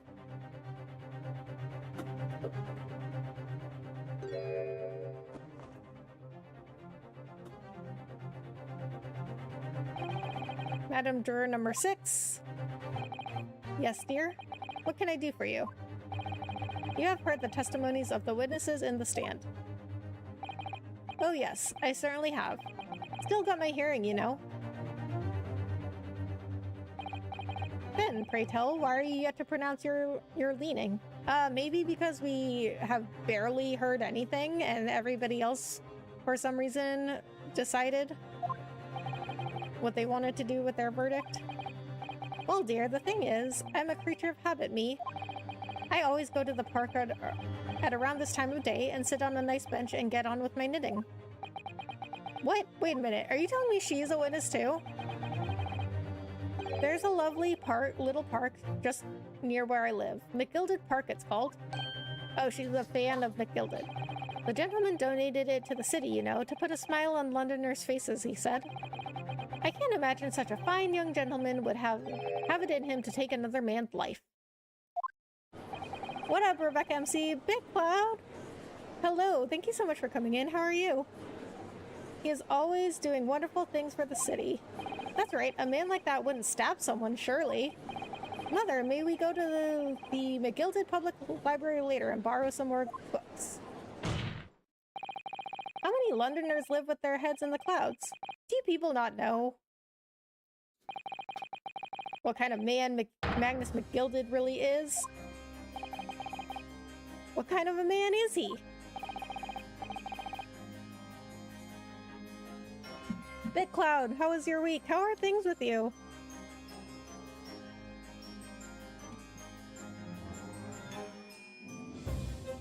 I know you were tweeting the other day about going through a tough time. I hope things are okay. Are okay now. I'm good. How are you? I'm good, thank you. Just trying to get a little truth and justice here.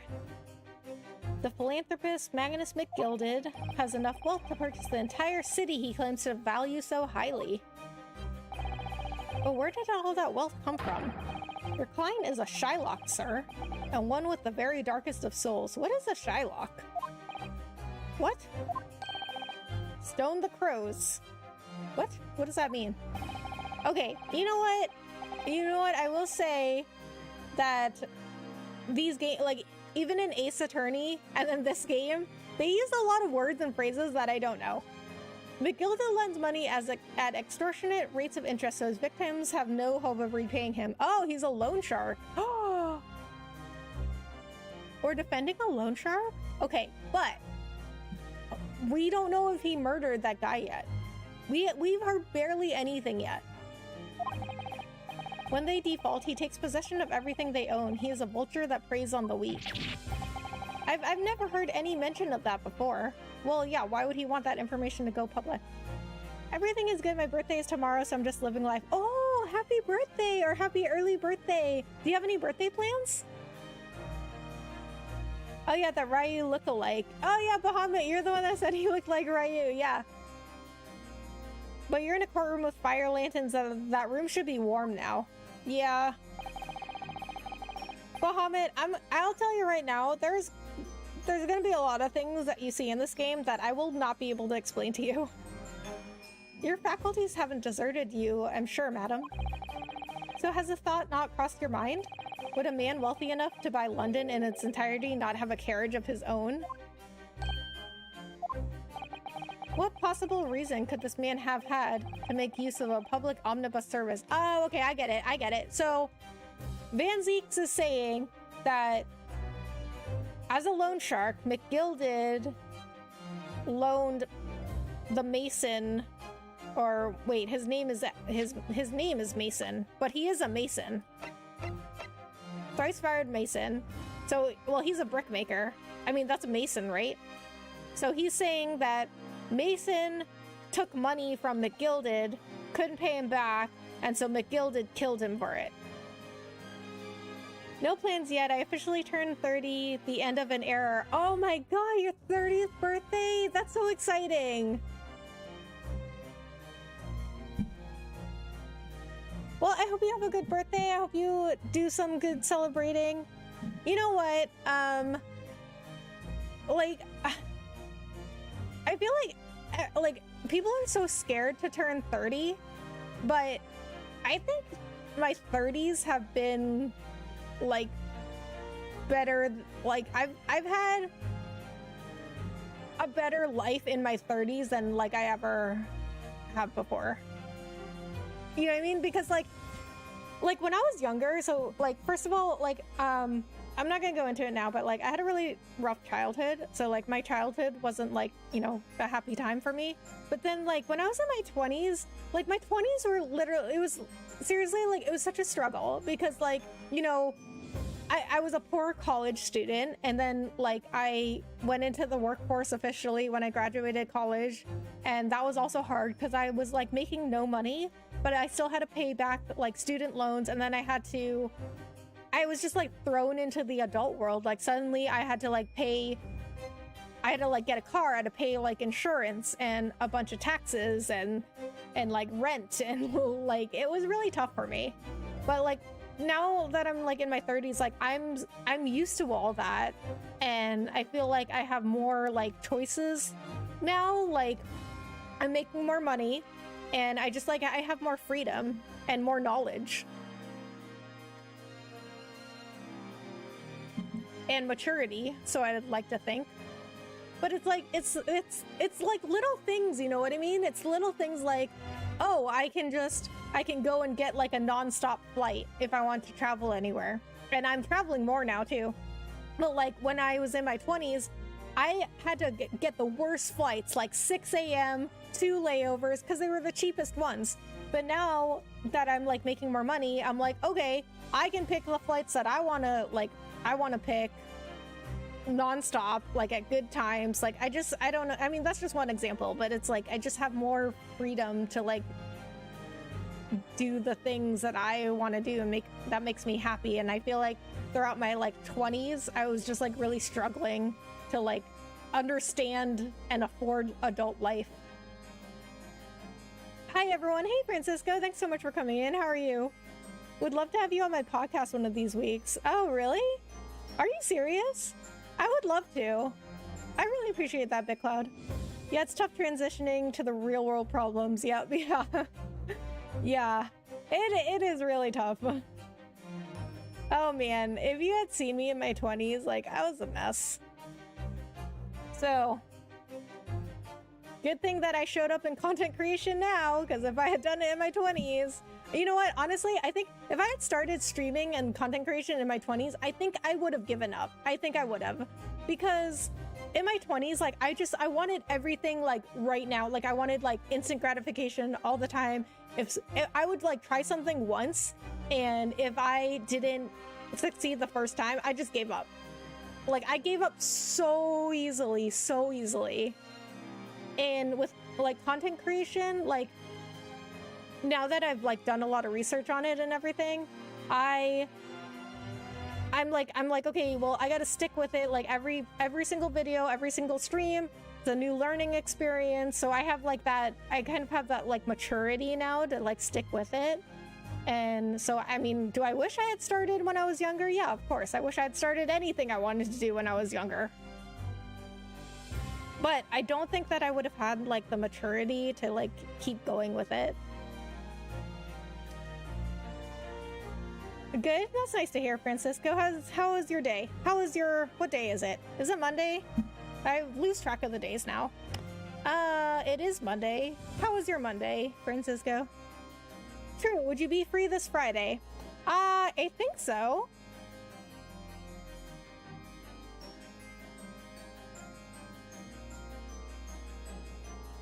Yeah, I should be free this Friday. I mean, it depends on what time, because, like, you know, I work full-time, too. But, I mean, I should make it work at some time.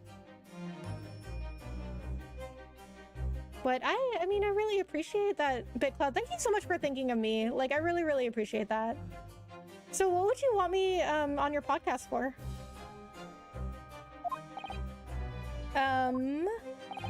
You're not saying that? The victim, a poor brickmaker, had next to nothing to his name save considerable financial liability. It will come as no surprise that his creditor was the accused Magnus McGilded. Ooh, okay. Well, this is looking really bad. I'm not gonna lie, this is looking not good. But let it also be known that the very day Mr. Mason was killed was the final repayment date for his debt. Awesome, show starts at 5 p.m. EST if that works for you. Okay, so I'm in Central Time, so that's 4 o'clock for me, so that should work. Let me double check when I end stream, BitCloud, let me double check, but I'm pretty sure that would work. Good gracious. The brickmaker was destitute. He had lost his house. He had not a shilling with which to repay his debts. And in the end, this pitiful soul had the very last thing he owned taken from him, his life. Oh boy. I mean, to be honest, like, this prosecutor is, like, he's convincing me. Pretty good, not much to say. I'm still learning about polytopes, story structures, and whatnot. Ah, I see. So how's that going? Is that interesting? By the merciless philanthropist pretender Magnus McGilded. I don't believe it. If I might add something briefly, Mrs. Sato? You claim that the victim had been lent money by Mr. McGilded. We will talk about gaming, YouTube, and other topics. Oh boy, well, that definitely sounds like it's in my wheelhouse, so I'm very excited for that, BitCloud. Thank you so much. Honestly, like, I know I said this like 13 times already, but I really do appreciate it. Thank you so much for thinking of me. Like, I feel like I just, you know what, BitCloud, I feel like I tweet all this stuff about like YouTube and Twitch and streaming and content creation and stuff, but like I think that nobody sees it. But to me, like, it's just something that I'm very passionate about, so I want to put it out there anyway, just because, like, I want to know that I said what I think is right. You know what I mean? Like, I want to put it out there that, like, so, okay, so let me start with this. So sometimes I say things to people, not in a mean way, or I don't think it's in a mean way, but sometimes I just feel like I need to say things just to, you know, have my piece out there. And then I have some other people saying like, hey, Rebecca, don't, like, just drop it. Like, don't cause any more drama. Or like, I tell other people, like, you know, if you feel one way, you know, say your piece, but like, you know, don't say it in a mean way, don't start drama or anything. But like, I have people tell me like, Rebecca, just drop it, don't start drama, or don't continue the drama, whatever. I'm like, it's not about that. It's just me saying my piece. Like, I just want to put it out there that like I said what I thought was right. And so all this stuff I tweet about like YouTube and Twitch, content creation, it's just like saying what I think is right, but like I don't really think anybody sees it, but I just like want to put it out there just because like that's just what I'm just doing what I think is right.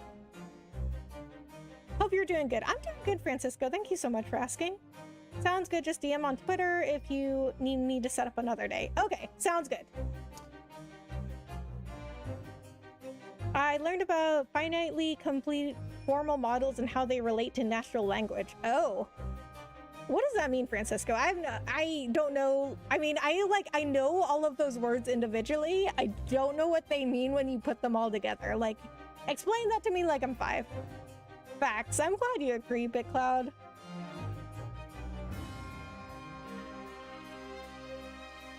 Okay, let's get on with the trial. You claimed that the victim had been lent money by Mr. McGilded, but where's the evidence to support your claim? I bet he's got some.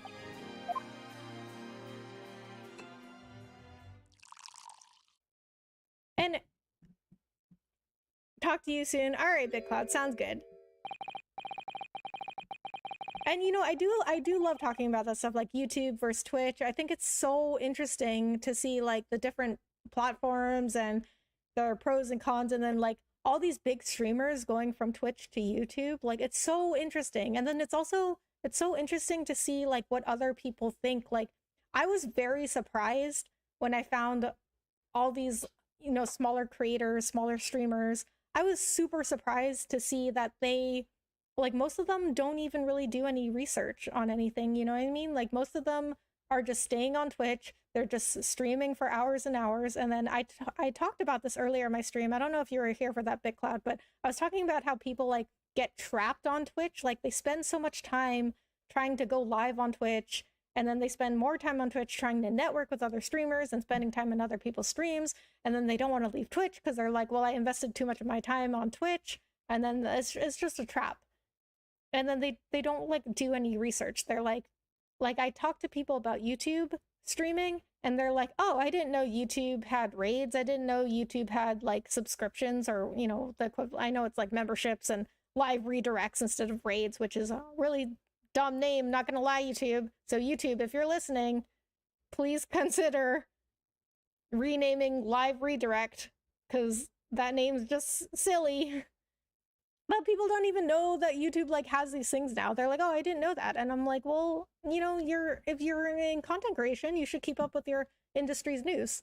Like, I work for a very large IT company, and we would never like do anything without researching the market and the industry and like what our competitors are doing. You know, like we don't just put products and solutions and services out there willy-nilly. We're not just like, yeah, we think this is a good idea, we're just gonna put it out there. Like, we want to look at like, is there a market for this? What are our competitors doing? And like, we keep up with the industry news. And I think that's what content creators should do too. But I think it's so different with content creators because it's so personal, you know, like the product, when you're a content creator, like the product, like, and especially when you're a streamer, like the product is you. So it's like very personal. So it doesn't like seem like a business, I guess. So like people don't see it that way. It's like if you wrote a game like this or a dating simulator, but you gave the player as much freedom as possible within the rules of such a game. Oh, okay. So like The Sims? Like a sim or any simulator game? Pray forgive the discourtesy of filling my hallowed chalice in a court of law. Hey, wait, yeah, why does he have that? Why is he allowed to have this in court? Aha, there it is. Lord Van Zeek's hallowed chalice. What? Okay, so this is like a thing for him? How can this be considered acceptable? But I find myself in unexpectedly good humor. I had heard ladies from the Far East could show great courage, but I didn't expect to experience it myself. Ah. As such a judicial assistant to the defense, I'm simply doing my job. Okay, so I know that this takes place at a time of like sexism and racism, but I don't know. It still feels a little jarring to hear it. Because okay, so we play as this guy, right? This guy right here, Renasuke, and then this girl here is Sasato, our assistant, and a few British people we have run into, you know, a few white people. They've been openly racist. You know, they're not like calling us slurs or anything, because, you know, this is a game. It's a video game. They're not going to go that far. But you know, it's still a little bit jarring to hear. Like, so there was a British girl we ran into in the first case, the first episode, and she would say stuff like, "Oh, the Japanese language, it's so ugly. I hate speaking it," or like, "Oh, your country, it's so primitive. It's not cultured like London is." Hey all, Polybius, hello. How are you? Thank you so much for coming in. There's things wrong with that, you speaking the truth. Wait, who are we talking to? The prosecutor? Polybius, what's up? Hello, friend, how are you? How was your day? What a pity that your display of courage is in vain. This is the debtor's ledger, which details all monies loaned by the accused. You will find the victim's name clearly recorded inside. Oh. Okay, well, I gotta take a look at that. Allow me to present this ledger as evidence. Doing well, how about you? I am good, Polybius. Okay, so Polybius, you know how I just go on my rants on my streams? I just had one of those. I don't think you were in here for that. So you just missed it. But I just went on another whole rant about YouTube and Twitch, and you know how I get with that subject. But other than that, I am doing good. I'm having fun with this game. I have a lot of things to say about it, but it's very good. Day went well. YouTube gave me access to the shopping options. The shopping options. What do you mean? What do you mean? They have shopping options? Pray forgive the discourtesy of raising my chalice in a toast to the enigmatic East at the same time. A marvelous toast, Council. I will gladly accept this new evidence. Okay, I definitely want to look at that. A catalog of people who had borrowed money from the defendant at a high rate of interest. It includes a victim who owed 20 guineas.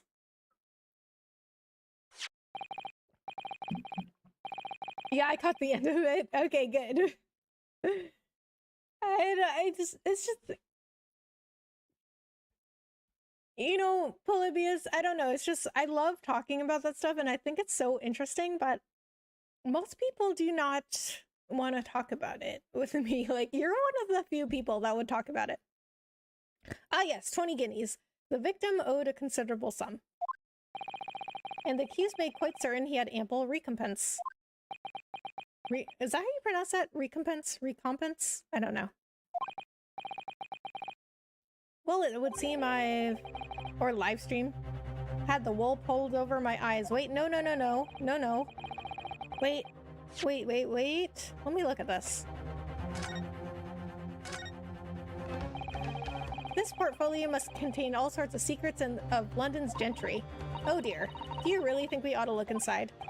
Well, it's not as though we know of any London's gentry personally, is it? Apart from our great detective friend, perhaps. Actually, I wonder, I assure you will not find Mr. Sholm's name inside. Well, let's see what we find. Let's see what we find. I cannot read that. Twitch sucks, so yeah, I'm down to clown on it. Yeah, oh, okay, hold on. Polybius. Wait. So actually, I'm gonna send these links because, okay, so since you don't go on Twitter much, you probably didn't see my tweets about this, but I'll put them in chat. So I watched these two videos. Let's talk about Twitch's announcement. Okay. So there's this one video from Harris Heller. Twitch's announcement today. Man, okay, stop playing.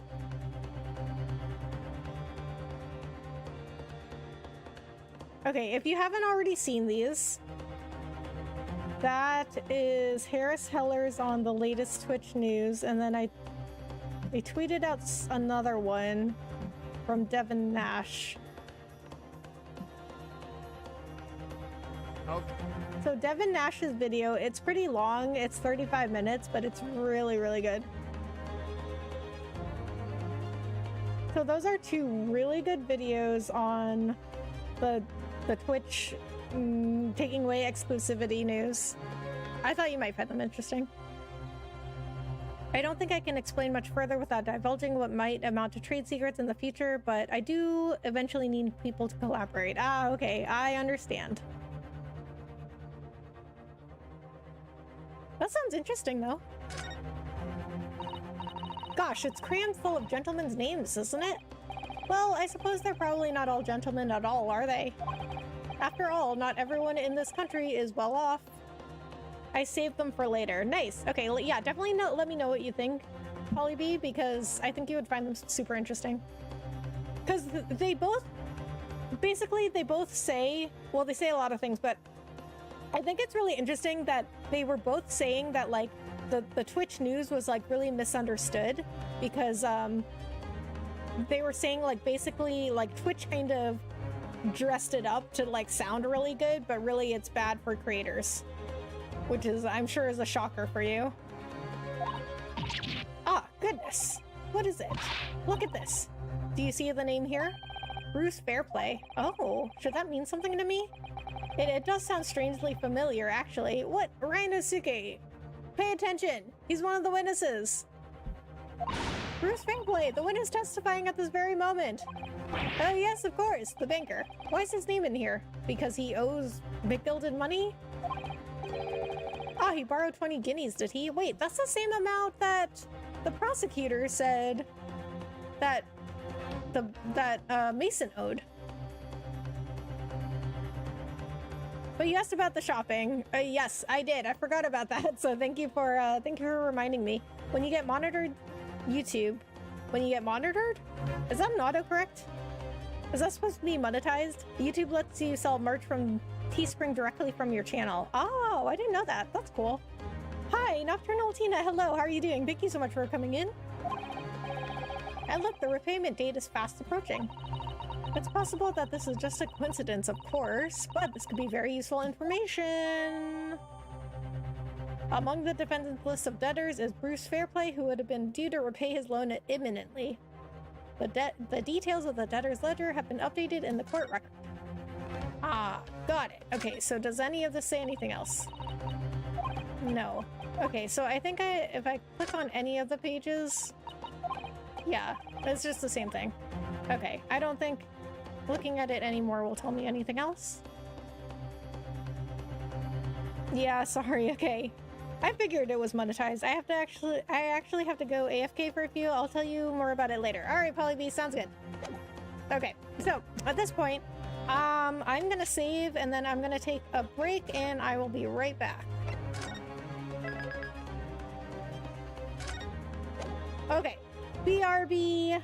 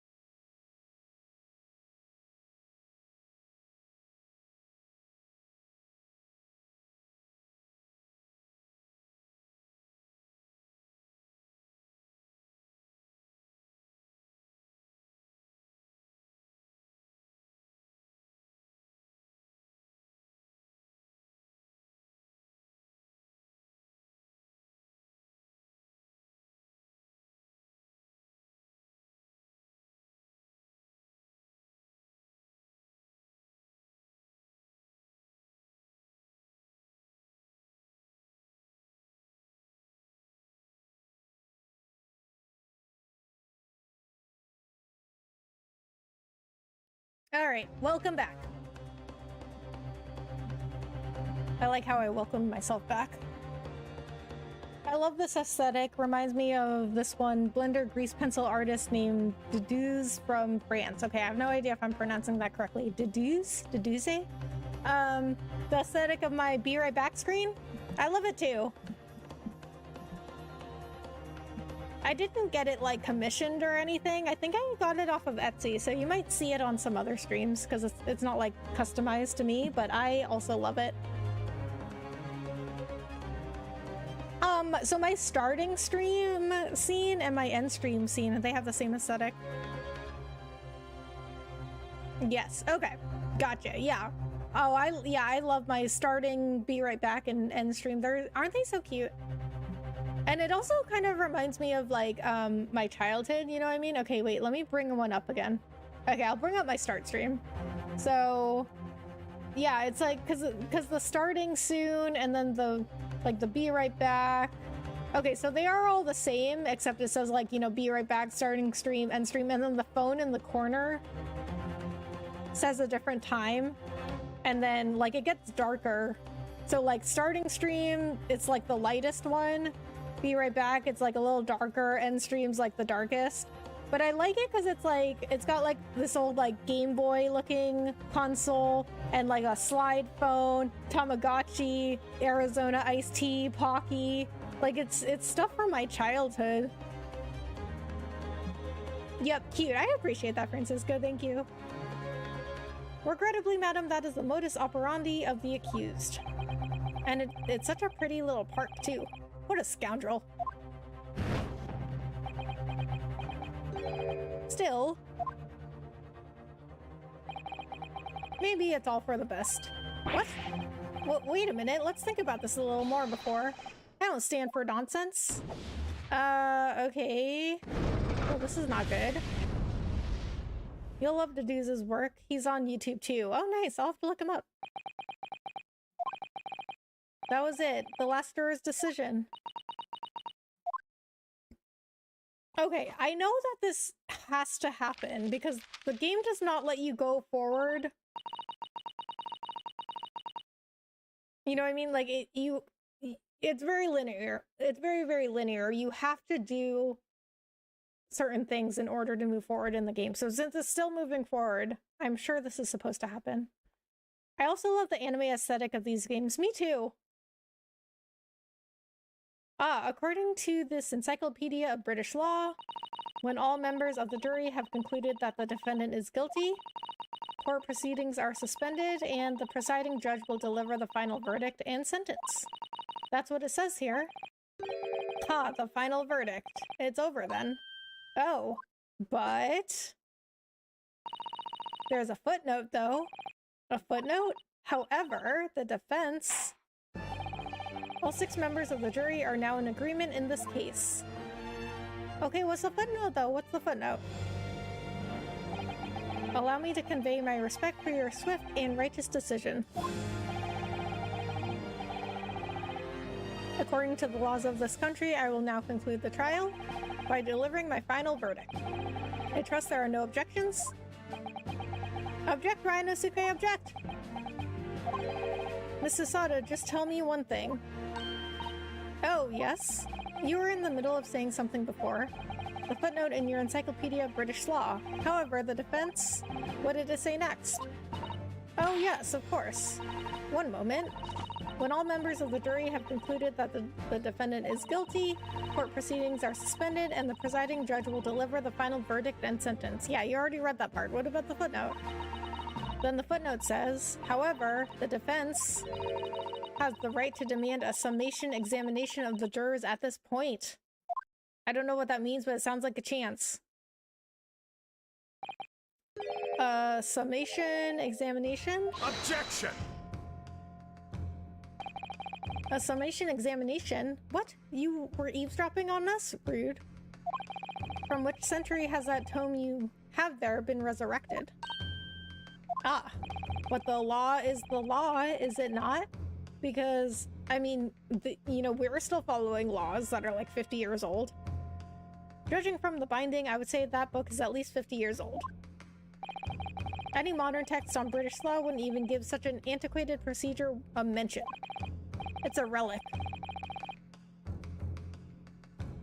Long forgotten and certainly no longer practiced.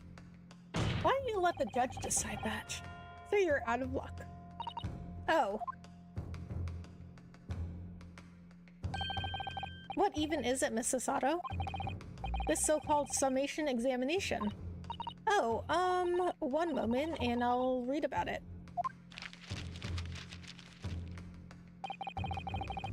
You would demand the right to a procedure before you even understand what it entails? Typical Nipponese. What rude. Alright, Mr. Naruhodo, I think I understand. It seems that under this procedure we would be able to appeal to the members of the jury. To do what exactly? Appeal to them to change their leaning and reverse their decisions. And it says here that... that's interesting. Their leaning... I've never heard it called that before. If successful, the proceedings of the trial must be resumed. Make them reverse their decisions. Okay, hold on a second. Let me look up who these games were made by. I think it's a Japanese... Oh, it's by Capcom. Okay, so it is a Japanese game. But Capcom is like... It's also more like English than I thought it was. I didn't realize these were made by Capcom because I thought they were made by like I don't know, like an extremely Japanese company that doesn't make many like English game or English translated games, or I don't know, because just the way that they word things in these games it just doesn't sound like a native English speaker. Or maybe like just another like kind of dialect of English, like a European style way of speaking English or something. Because like, I mean, I just never heard it called like the jury decisions. I've just never heard it called their leanings. Although it might be called that in the United States, I don't know. But I mean, I've been on a jury before and I never heard it called that. Make them reverse their decisions. Yes, in times gone by, barristers would use a summation examination to attempt to influence the jury's decision. But that procedure became something of a formality with no practical benefit, really, so it rather fell out of use. I wonder why. Because it was devoid of purpose. Okay, so I can tell that my voice, like I've been talking so much tonight because I've been, you know, reading all the stuff out loud, and then I've been also talking to chat. So I mean, I'm not going to end it right now, but I am going to say that I can feel my voice is like starting to go. So I think I may do like a half hour to an hour more, most likely just like another half hour. Because it was devoid of purpose. Changing just one member of the jury's mind would be hard enough, let alone several. Phoenix Wright games are usually set in a parallel world where Japan and America are the same country, but this game is set in the past of that world. Oh, really? I didn't know that.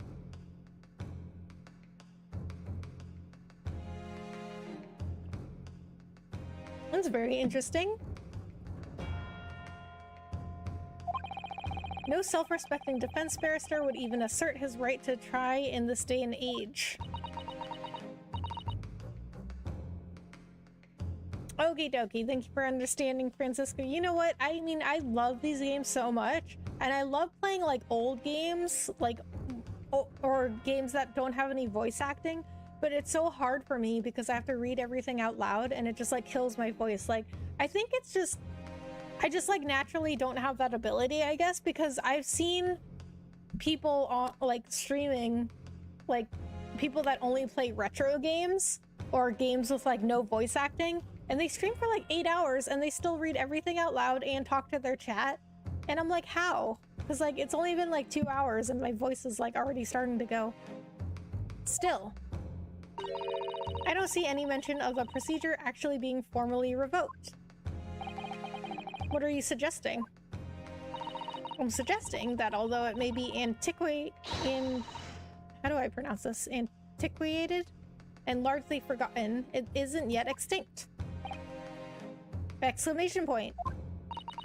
What do you think, Mr. Naruhodo?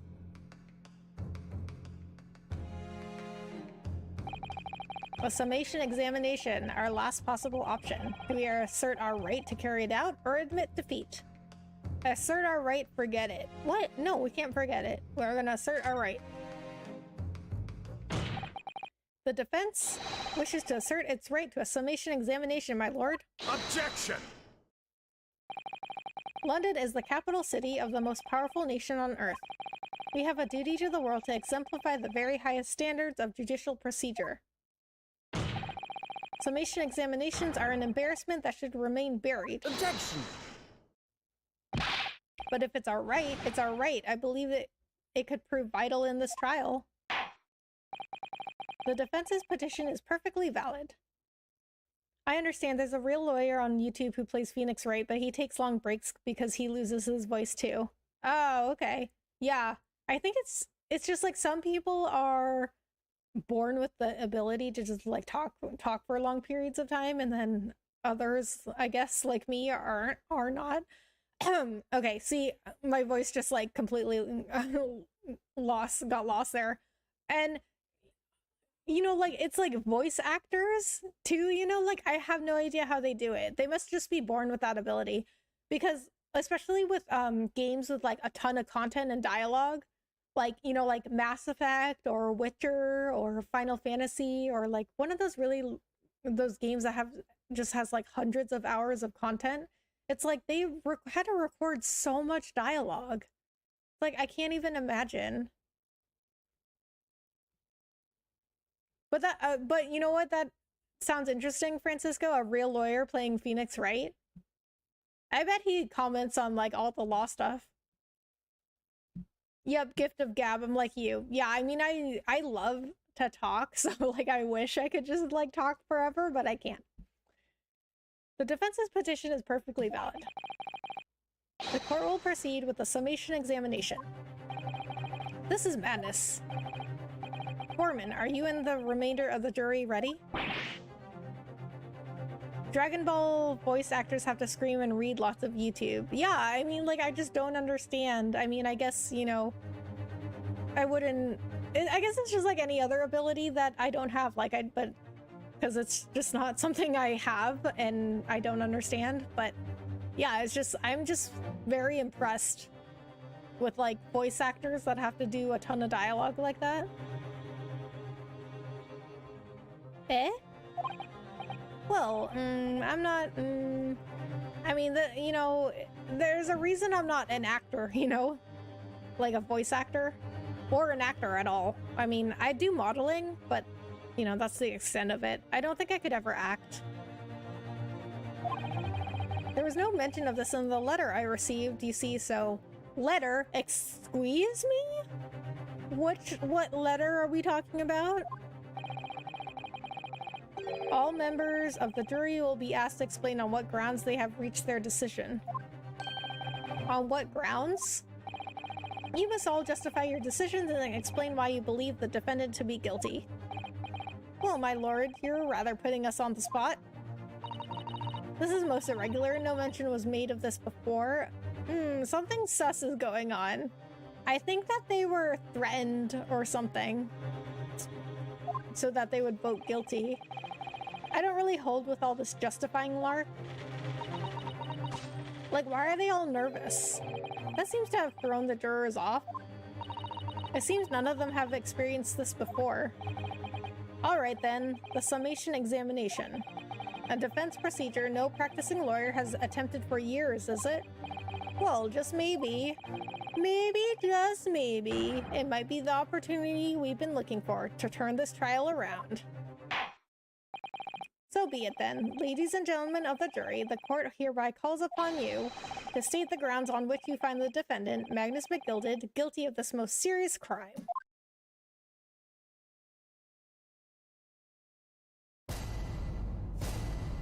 Judicial findings. This is new.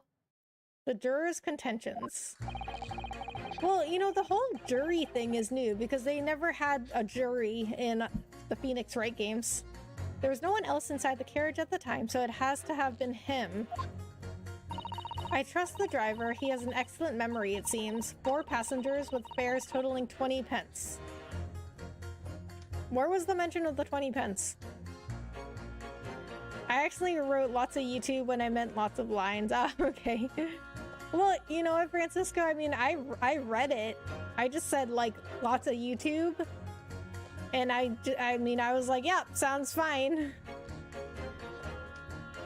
But, I mean, it actually would make sense that we would have to read a lot of YouTube, like, to study.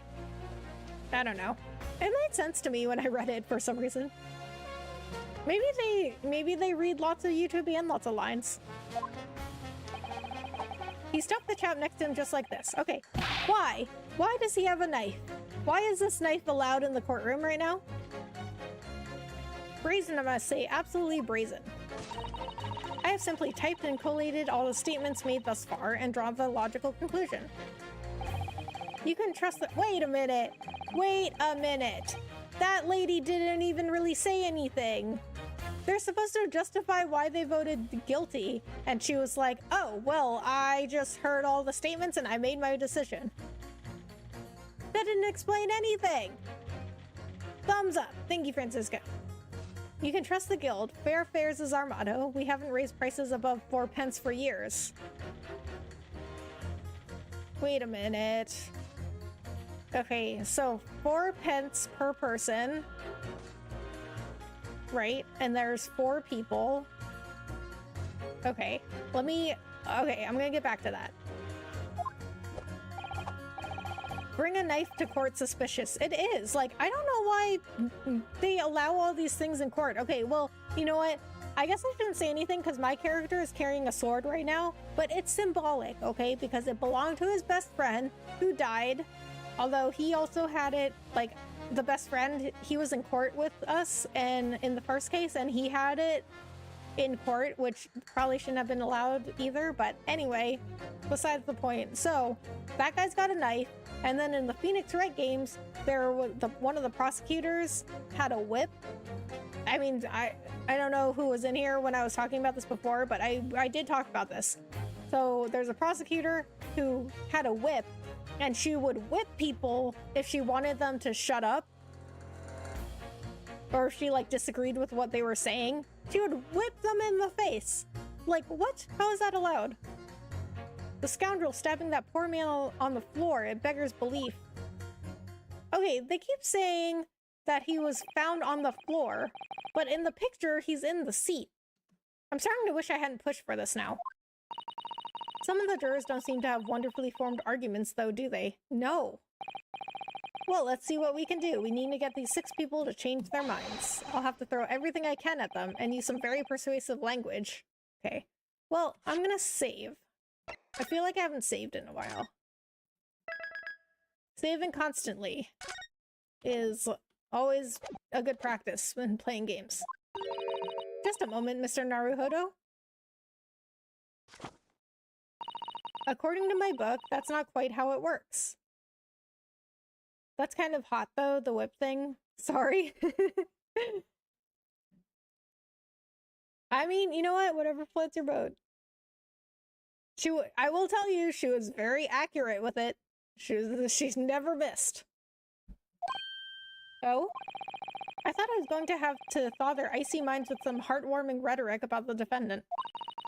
Unfortunately, once the jurors have decided the defendant is guilty, they're unlikely to heed anything the defense says, even when presented with evidence.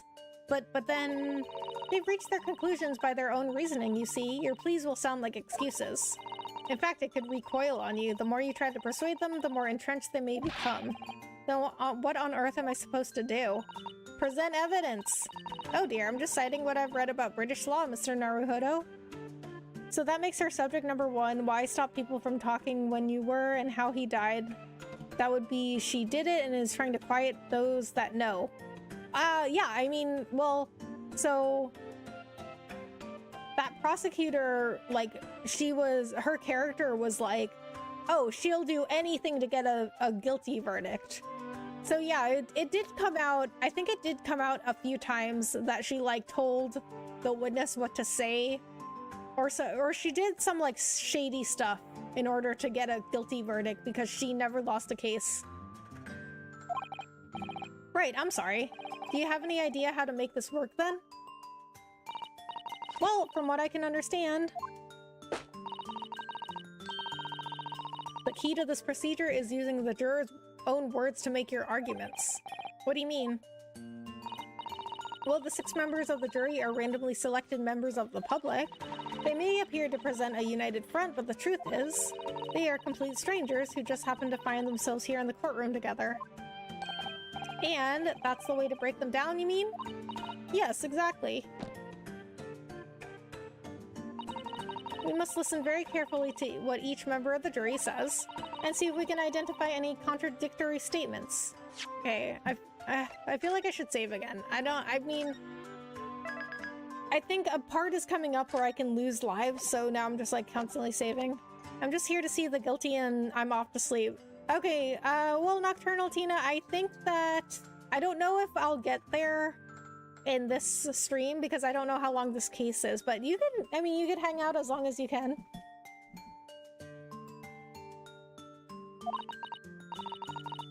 If we can, that we then contrast the statements and pit the corresponding jurors against each other. So the thing is, Tina, I never know like how long these cases will take, but if I don't finish the case this stream, then you can always come back next time. I see, so it's contradictions in what 2 or more jurors say that we're looking for. In a way then, this is similar to a regular cross-examination. Oh, yes, I suppose you're right. So once again, we're just pointing out inconsistencies and discrepancies. That's all it is in this game. Find contradictions in their statements and pit the jurors against one another to break them down. Okay, so I say that's all it is, which it makes it seem like it's very simple. I guess the concept is simple, but it's very difficult. Like, I mean, I guess just because it's simple, it doesn't mean it's easy. So it is simple, but it's very difficult. Like, it's a very difficult puzzle game. And like, if you watch some of my past streams of this, I say whatever I'm thinking out loud, so you will hear me trying to think through all these statements and evidence that the witnesses, like the witness statements, and then all the evidence that I have in the court record. And you can see me or hear me. Well, I guess you could see me and hear me in my past streams. Think pretty hard about it. All right, I might be able to pull this off. No, that's not right. I have to pull this off. Let's go, Ryanasuke. That's the spirit. Can we start proceedings, counsel? I would ask you to take the stand for this. I'm expecting a clear and concise rebuttal. Yes, my lord.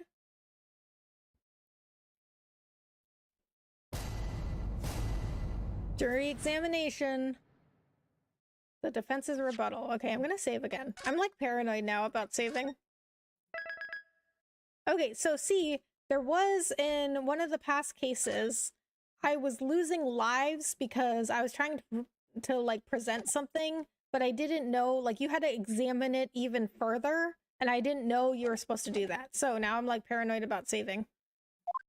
Okay, there was no one else inside the carriage at the time, so it has to have been him. Okay, so we can press in this one. Certainly, the testimonies we've heard suggest the victim and Mr. McGilded were alone inside the carriage. Precisely my point. But could there be some other explanation, something we haven't considered yet? Such as... Haha, well, perhaps that's something we could, all work out together now. Good save.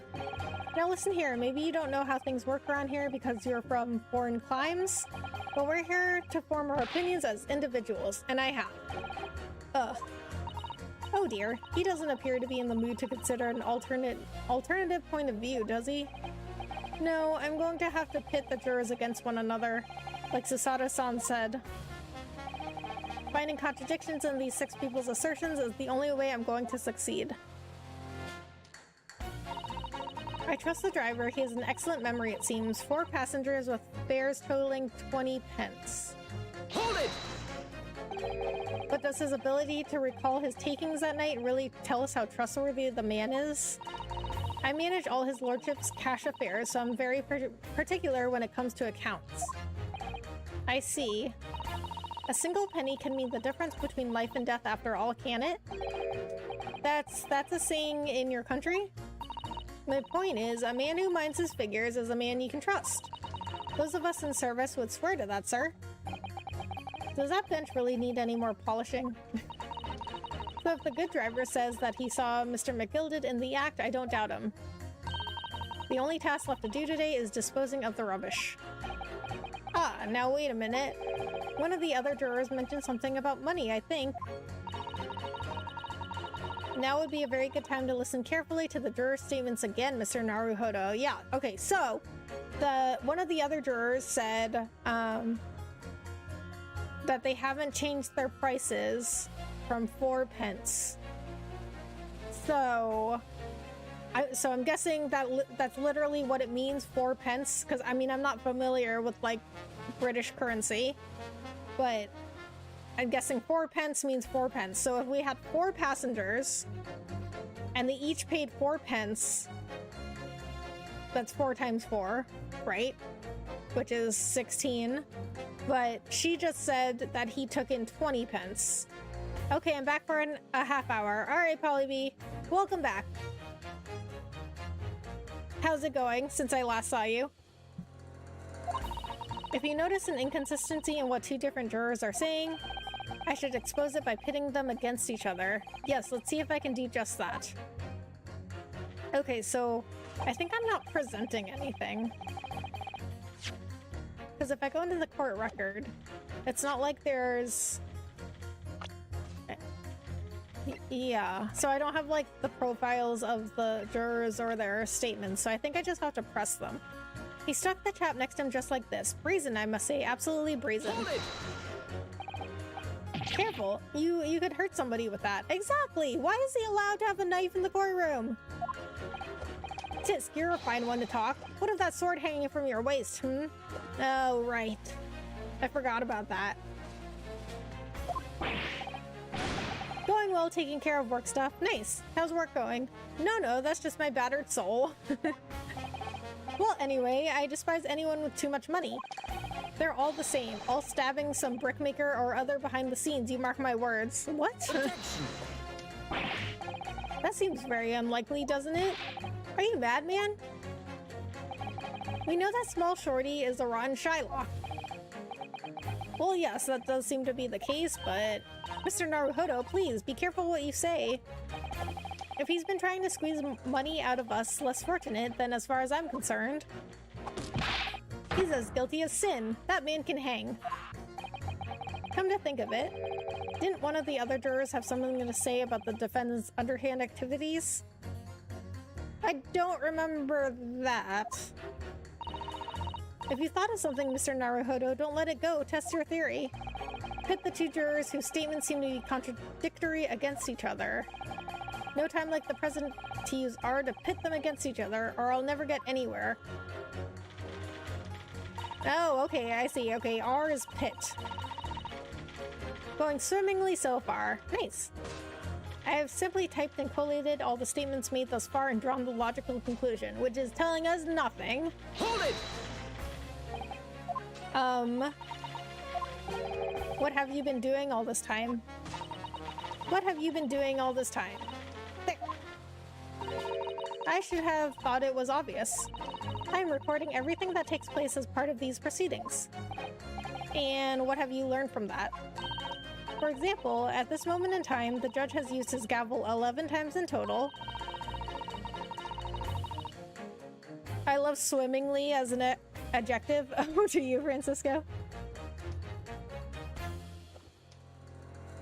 The prosecution has snorted derisively at your remarks 7 times in total, and I might add, each time you have gawped like a simpleton. Okay, that's rude, but she is very observant and has a very good memory. I will give her that. Thank you, and what's the point exactly?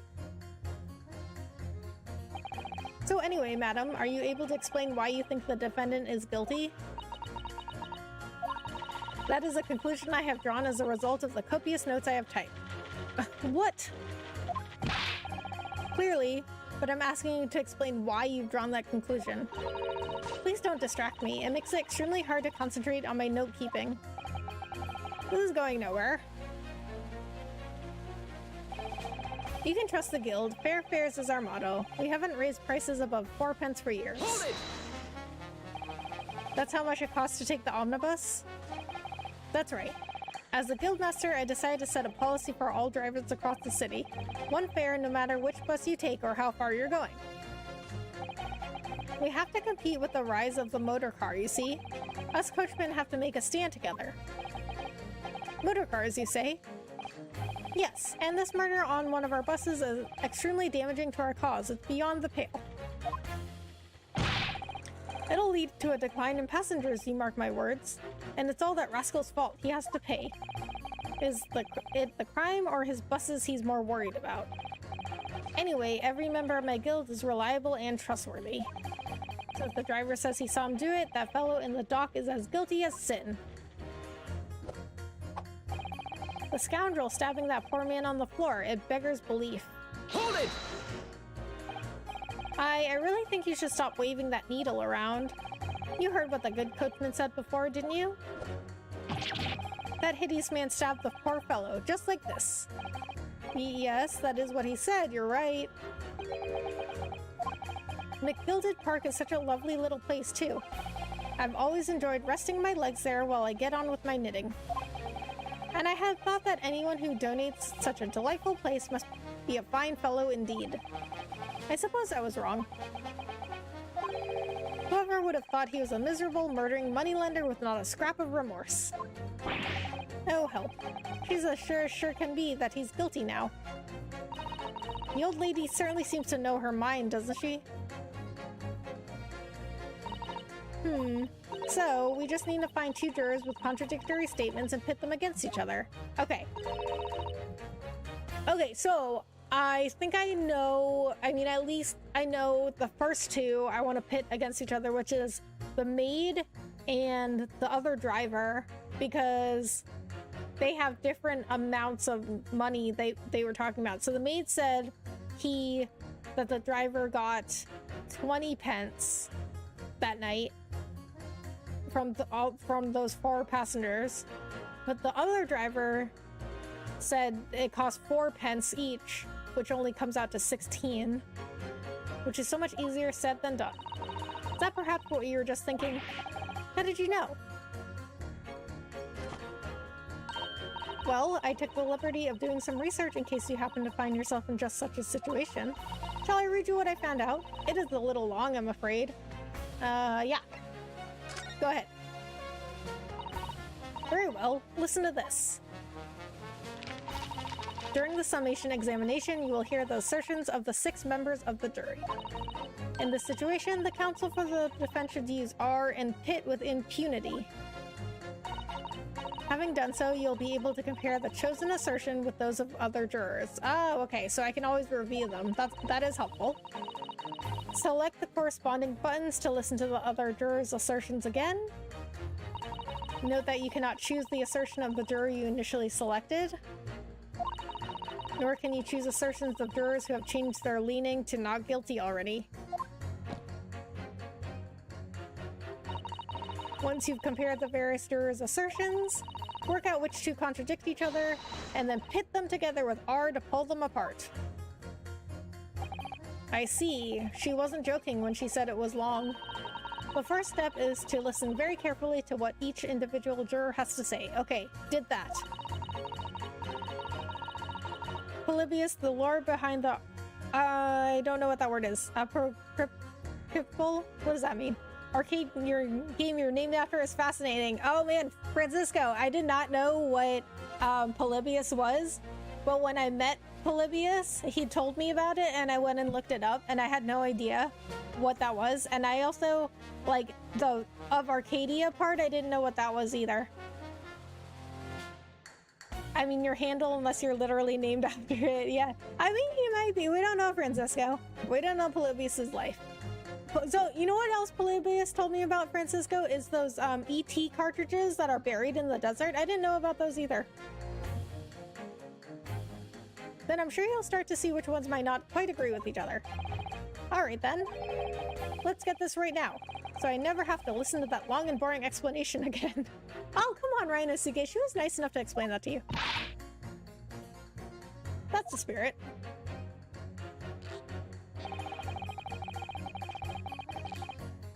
There was no one else inside the carriage at the time, so it had to have been him. Okay. Okay, so we're gonna pit this one.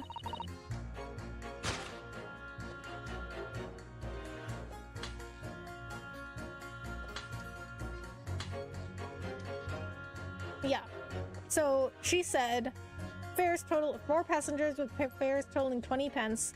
We haven't raised prices above 4 pence for years. Okay, pit. Objection! Oh, the ET carts, yes. That one, I think, is not quite as mysterious as Polybius, though. Those two statements clearly contradict each other. They do? Explain yourself, Counsel. Me? Oh dear, what have I said? I swear on Silver Blaze's main and name, I haven't the first idea what you're talking about. According to the group testimony we've heard so far, there were 4 passengers on the omnibus on the night in question. And according to the coachman, Mr. Beppo, he took 20 pence in fares. Quite right, I have those precise details typed neatly here in front of me. And juror number 5 also told us the following. The fare for the omnibus is always 4 pence. That it is, a fair and convenient single price, just the way London's carriages should be operated. But that doesn't add up at all. In fact, it leaves a glaring discrepancy in the facts. Why, man, why? 4 passengers paying 4 pence each. If you do the multiplication, it would be 16 pence. Exactly, as I said, it doesn't add up. The figures are different. By 4 pence, in fact, or precisely 1 person's fare. There's somebody else. 1 person's fare? Somebody else was on the bus. In other words, on the omnibus that night, it's distinctly possible there was another passenger we've heard nothing about. Good gracious. This can't be right. The coachmen of the guild are good, honest men, one and all. Trustworthiness is our watchword. The figures your coachman claims most certainly do not add up. Your watchword, good sir, is a fallacy. I beg your pardon. Mr. Guildmaster, I think you ought to consider that if this trial were to end now, the news would surely spread all over London. The news that one of your coachmen tried to hide the fact that he lets nefarious characters ride his omnibus. Alright then, how do I make it so this miserable trial doesn't end, You gotta change your decision. Well, according to my book here, you simply launch a ball of fire onto the innocent side of the set of scales. Now hold your horses there, coachman. We were all in agreement. Why do you have to go and... Wait till I get my hands on you, Beppo. How are they even aiming it? Arg, this is all very irritating. Begging your pardon, sir, I'm going to do the same.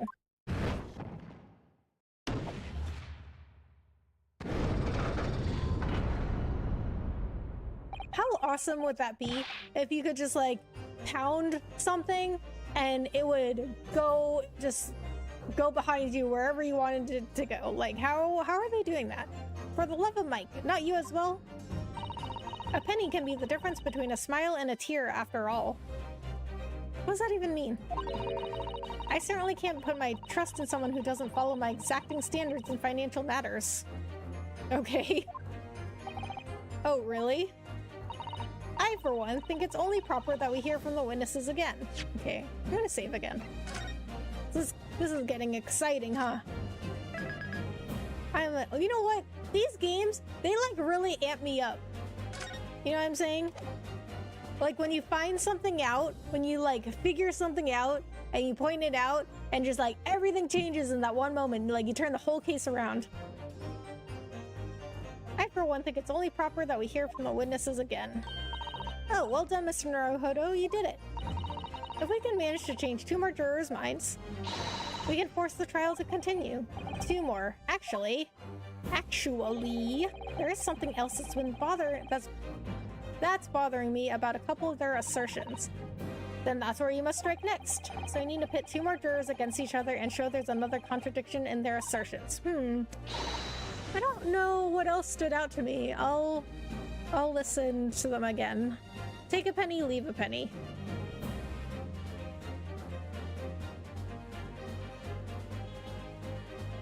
I mean, you know what? I never really thought about that saying. But what, like... What does that mean? Does that mean like for everything you spend, you should save just as much? Because, like, if you take a penny and then you leave a penny, aren't you just breaking even?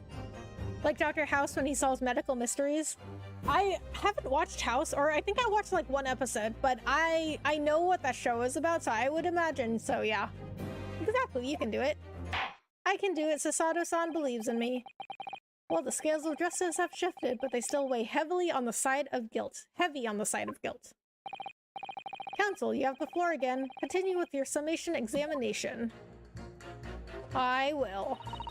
Changing my leaning to innocent, I should like to hear what the slipshod bookkeeper has to say for himself.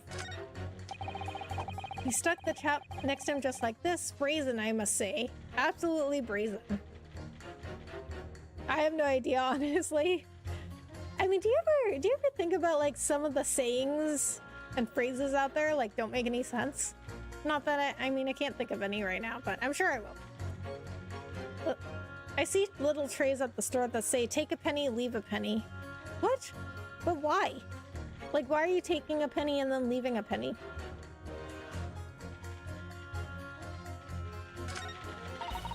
I've simply typed and collated all the statements made thus far and draw the logical conclusion. She has no help at all. Beppo, this trial has to continue so I can get to the bottom of this corruption. Not guilty, I say. Penny for your thoughts. Those pennies add up. Yeah, penny for your thoughts kind of makes sense, I guess. It's like you're paying somebody to tell you what they think, I guess. I never really thought about that saying either. Ban all pennies is my take. Yeah, I don't like pennies. I don't like cash in general. Like, credit cards and debit cards are so much easier to deal with. I always have some, like, cash just in case, but I hate using it. And I think there's been a while, or discussions have been going on for a while about like getting rid of pennies. I mean, other countries have done it. The scoundrel stabbing that poor man on the floor. It beggars belief. Okay, so, alright, now I know. So it's the guy that said he stabbed the brickmaker next to him, and then she's saying that he stabbed him on the floor. So I did notice that earlier, but I never got a chance to bring it up. Okay, I don't need to listen to that explanation again. I guess the point is to throw loose change in that tray. I mean, and if someone is shortchanged at the register, they can take those pennies. Oh, okay. I mean, that makes more sense.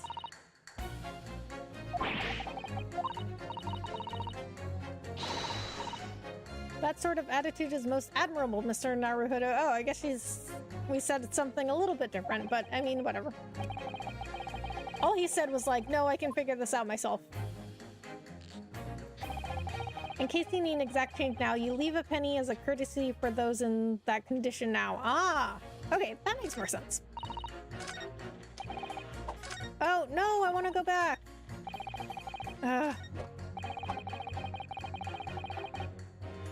Can I go? Oh, okay, so I can still go on. I can still do a past person. Okay, so these two. Objection!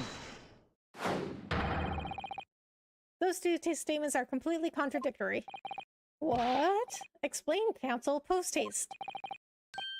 Oh, dearie me. I was only knitting a jumper for my other half. What is all this claptrap? What does contradictory even mean, I ask you? You don't know what contradictory means? We've heard from more than one witness that they allegedly saw the actual moment when the defendant stopped the victim. Now, out of curiosity, juror number 3. What? Can't you see that I'm busy here? Well, maybe you shouldn't have stabbed your knife into the desk. How would you say the defendant stabbed the victim? What sort of motion was it? Ha, want to test me, do you? It was like this. Stuck the fellow next to him without even getting up, just like the prim banker said. Yes, that was Mr. Fairplay's testimony. Quite true. Now then, juror number 6. Oh, is that me, is it? What can I do you for, young man? How would you say the defendant stabbed the victim, madam? Oh, well, dear, as far as I understand it, it was like this. He stabbed the poor man after he'd collapsed on the floor. The coachman said so. Now, don't move. Take a look at these 2 jurors. He stuck the fellow next to him without even getting up, and he stabbed the poor man after he'd collapsed on the floor. Well, I never. They're stabbing in totally different directions. What? Bless my stitches, what a muddle. What this tells us is that there's a strong possibility one of the witnesses isn't telling the truth. Look at that. Oh. But why? Why the dickens would they lie? I don't know that yet. But what I do know is that if the trial ends at this point, we may never find out. We may never know the real truth. Ladies and gentlemen of the jury, can you really let that happen in all good conscience? Lies, you say? Oh, dearie me. I can't abide people telling lies.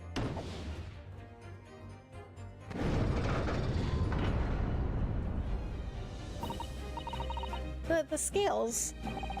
I don't believe it. Oh, I just noticed the backs of their chairs are white or black, depending on what they voted. Wait! Now hear this, my fellow jurors. I warn you, you cannot listen to this man. Look at him in his black suit. He's clearly some devious Eastern sorcerer using magic on us all. Really? If I could use magic, do you really think I'd be putting myself through all this? Answer me this, Dark Jinx. Huh? Me? What exactly is the problem? What of it if 2 witnesses have slightly different recollections of events? What of it? Let's say the Shylock did stab the victim as he was sat next to him on the omnibus, and this young dandy saw him do it. And now let's say the victim collapsed on the floor, and then the Shylock stabbed him again, and this old lady saw him do it. Well, what's to say it didn't happen like that, because in the picture, in the crime scene picture, he's still sitting there.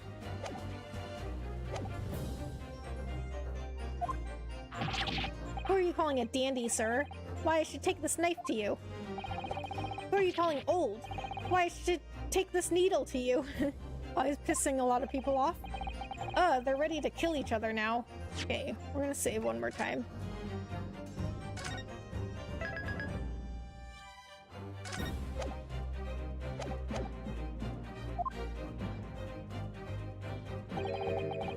But could the foreman of the jury be right?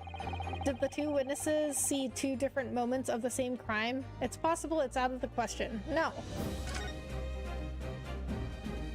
We already figured it out. Okay, we used our brain. Unfortunately, Mr. Foreman... What is it, you Dark Jinx? Come on, out with it. What you're suggesting is impossible. It's out of the question. What are you talking about, man? How can you possibly say that? You do realize I'm only doing my job.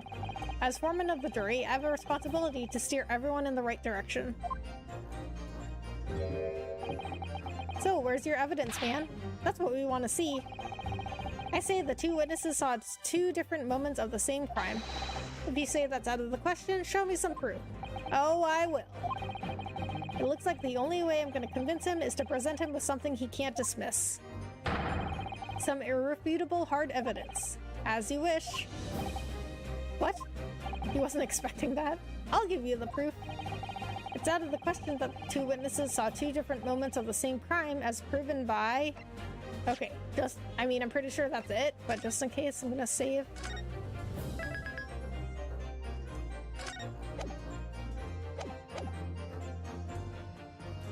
Take that! This clear piece of evidence. Well, Mr. Foreman? Do you know what they say about me, young man? Okay, I guess that wasn't it. They say I've got no powers of persuasion. Oh, I see. I'm sorry to hear that. But no one will need persuading about this. You're even worse than me. What? But it showed him sitting up. Okay. 2 different moments. In other words, the victim was stabbed 2 times. Ah, but we have evidence that clearly contradicts that possibility. If you'll allow me another chance, I'd like to present you with one more piece of evidence to consider. Maybe the autopsy report? Stabbed once in the abdomen. Okay, yeah, so I guess that's the right piece of evidence. But I don't understand why this wouldn't work either, because if this was taken, I mean, I guess it could be argued that he was like stabbed on the floor first and then stabbed while sitting next to McGilded. But that doesn't really make much sense. Okay, well, you know what? Whatever. It's this one. Take that! This is the victim's autopsy report. According to what's written here, Mr. Mason was stabbed in the abdomen only once. Eh? Only once? It's quite simple. The victim was stabbed precisely 1 time. Which means these witnesses can't possibly have seen it happen 2 different times.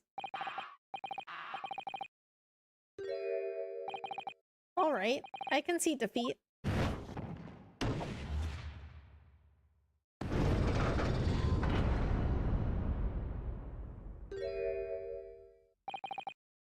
Wait, that means 4 jurors are now leaning to not guilty.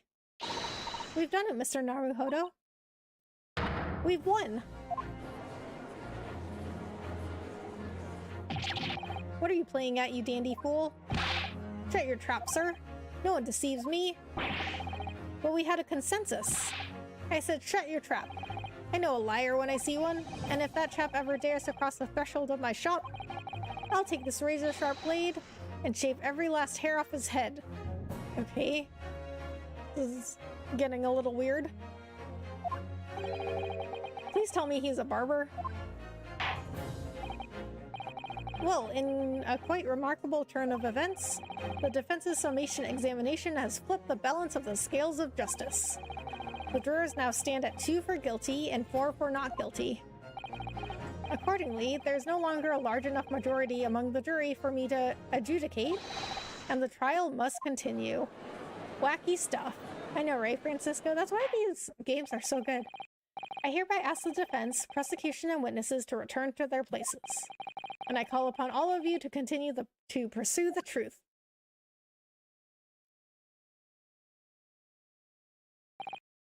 So, Lord Van Zeeks, continue to substantiate the case for the prosecution, if you please. Why is he allowed to have a bottle of wine?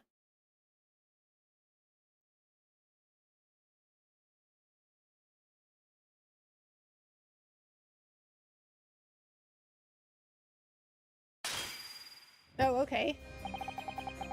Having savored the rich aroma of the carmine contents of this hallowed chalice, it may seem crass to crush it to dust. Pray forgive the discourtesy. Well, Lord Van Zeeks. Brr, is it cold in here, or is it just me? As your antiquated tome no doubt says, the prosecution may not speak during a summation examination. So I honored a deathly silence and listened to the charade. It seems I overestimated the intelligence of the jury. That's rude. Well, no matter. There is nothing so hard to prove as a self-evident truth, it would seem. No, and why else would we grace the courtroom with our presence, after all? So, let us proceed to the next round of battle.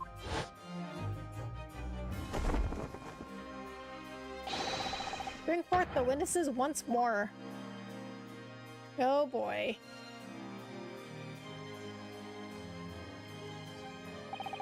Witnesses, I trust you heard the summation examination we have just had to endure. Oh yes, sir. That I did, sir. Of course I heard it. Oh yes, sir. I heard it. You, sir, on the end. The coachman. I believe it's Beppo. The theatricality is on point. I know, right? I love it. Part of the reason why these games are so good. Yes, sir, my lord, sir. And they do it so well, Francisco, that you just, like, get so into it, you know? Because, like, there's that point where you, like, you turn stuff around, and then you're like, yes, yes! If it transpires, that's why I said earlier, like, these games, like, hype me up, you know? Like, they really, like, amp me up. If it transpires that in your previous testimony you were attempting to veil the presence of a fifth passenger on your omnibus, you will be found guilty of perjury. You are advised to bear that in mind, sir. Oh mio Dio, Now then, witnesses, I hereby call on you to testify before the court again. You will explain the various misgivings brought to our attention by the defense's summation examination.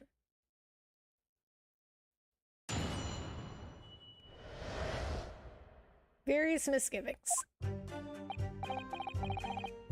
Pump dopamine hit, exactly. Because this game, it makes you feel so good, like, oh, I was right! I was right! I only carried 4 passengers that night. I swear it, but, well, I for one was told I had to pay 5 pence for the bus. He fiddled us on the fare, he did, and then I saw that blood-curdling sight as well. It's all too much. I tell you, I saw McGilded stabbing that man. Everything I said before stands. Oh yes, yes, he stabbed him. Yes, he did. I think so, yes. Oh, you think so now? Counsel, make sense of this for me, please. The phantom fifth passenger conjured into existence by my learned Eastern friend never existed. The confusion has arisen from the coachman's sly little cousinage. What is that word? Cousinage? Cousinage? Beppo, explain yourself. I'm terribly sorry, Guildmaster. The guild fare is 4 pence across the board. You know that. Am I to understand that you've been overcharging our passengers by a penny a fare? It's so cold, and the last run of the day is always half empty. You have been dishonest, coachman. I'm sorry. You're a disgrace, Beppo, and a disgrace. And your selfish actions have brought dishonor on the entire guild. If I may, sir, I had to pay 10 pence on the bus just last week. What? 4 passengers at 5 pence each is, yes, 20 pence. I've done the arithmetic 10 times already, but I just can't make the result come out differently. No, that figures. Well, it would appear that one of the aforementioned misgivings has already been explained. So, counsel for the defense, your cross-examination, if you please. We've already had the pleasure of a protracted summation examination today. I see you intend to continue the parlor games. Absolutely. Well, how else are we going to prove the truth? Various misgivings. I only carried 4 passengers that night, I swear it. But... Hold it! So, there were only 4 passengers on your carriage, but you didn't charge them the standard 4 pence fare. Is that right? It's impossible to make the last run of the day pay. I was so cold it was all I could do to stop myself passing out. I'm getting chilblains? What is chilblains? I'm getting chilblains just listening to you. It was terrible, so I want to give myself a pat on the back for even keeping the bus running. Doesn't a dedicated coachman deserve an extra penny per passenger? You're digging a deeper hole for yourself here.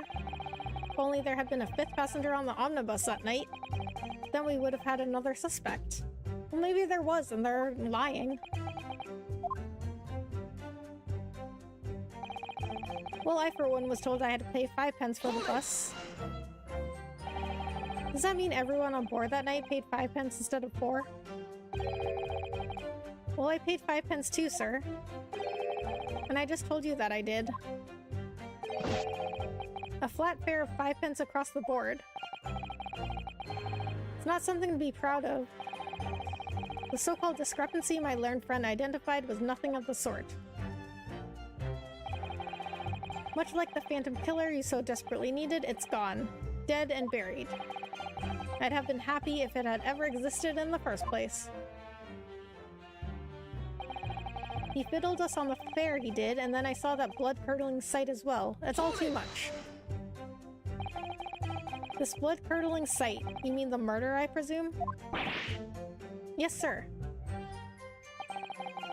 A loathsome sight. No one should have to witness the horror in the eyes of a man the moment his life is taken.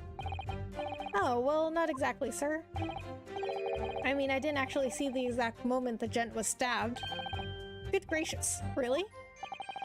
We have another witness who did, however. The banker has already testified to it.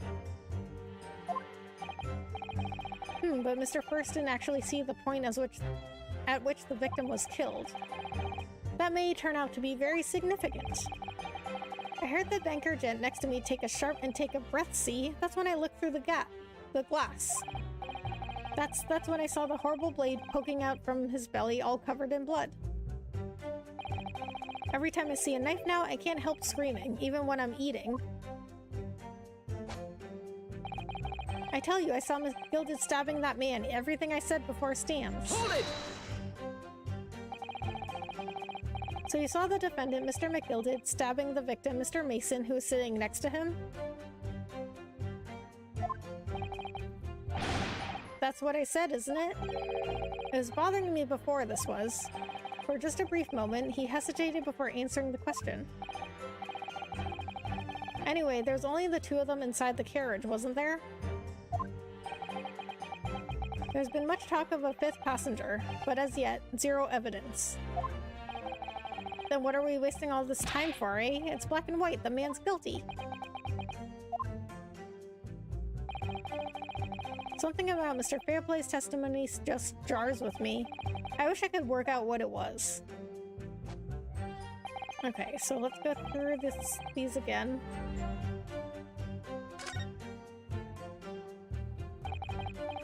Not long ago, this trial very nearly came to an end. Oh, I should have pressed on that one. Somehow we managed to keep our chances alive here.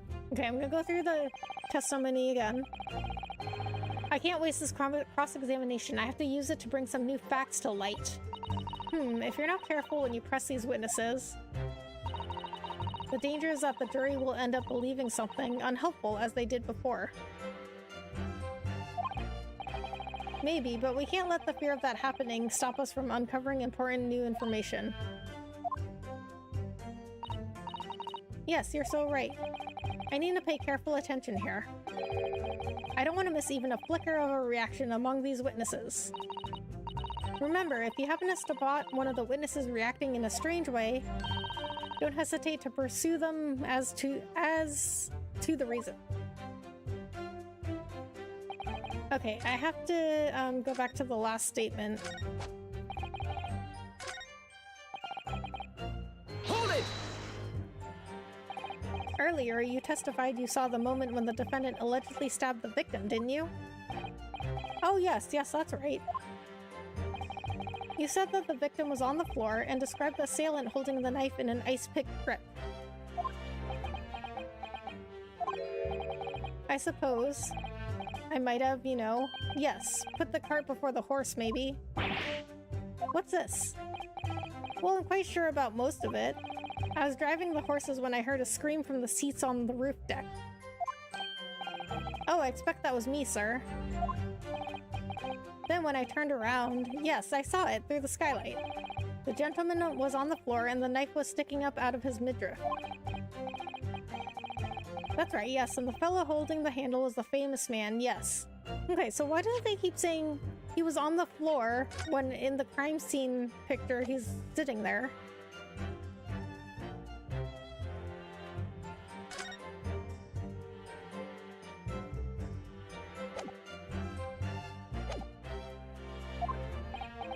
So, in short, you didn't see the moment when the victim was actually stabbed at all? I really thought that I did, but when I go over it again in my head, no, I suppose I didn't actually see the precise moment of the stabbing, did I? That's weird. In fact, now that I come to think of it, it must have already happened when I heard the scream.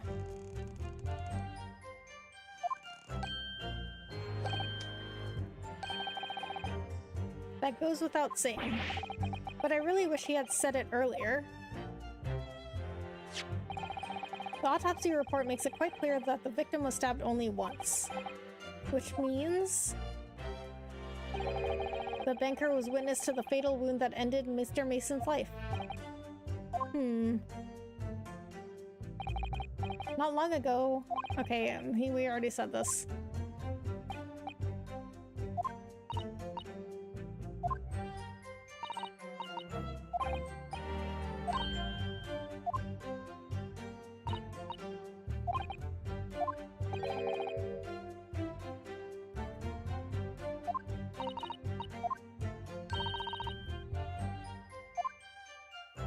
Okay, so I need to go back to the last statement. Because the banker reacted weirdly. Hold it!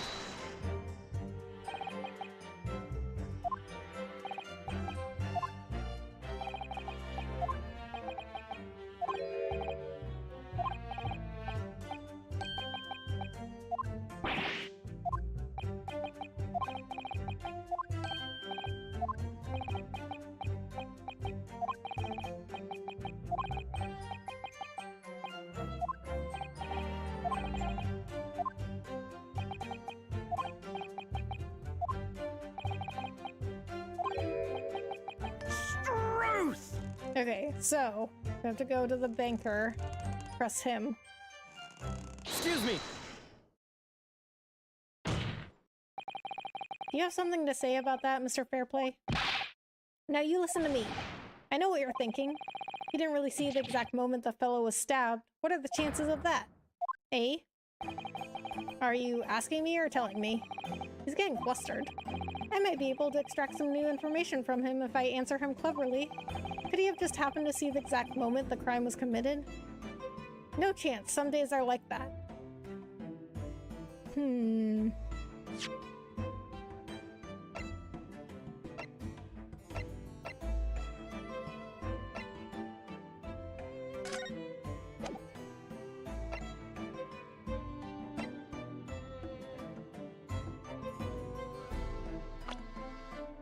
I mean, I'm not sure. I mean, I'm pretty sure the right answer is no, but I don't know how.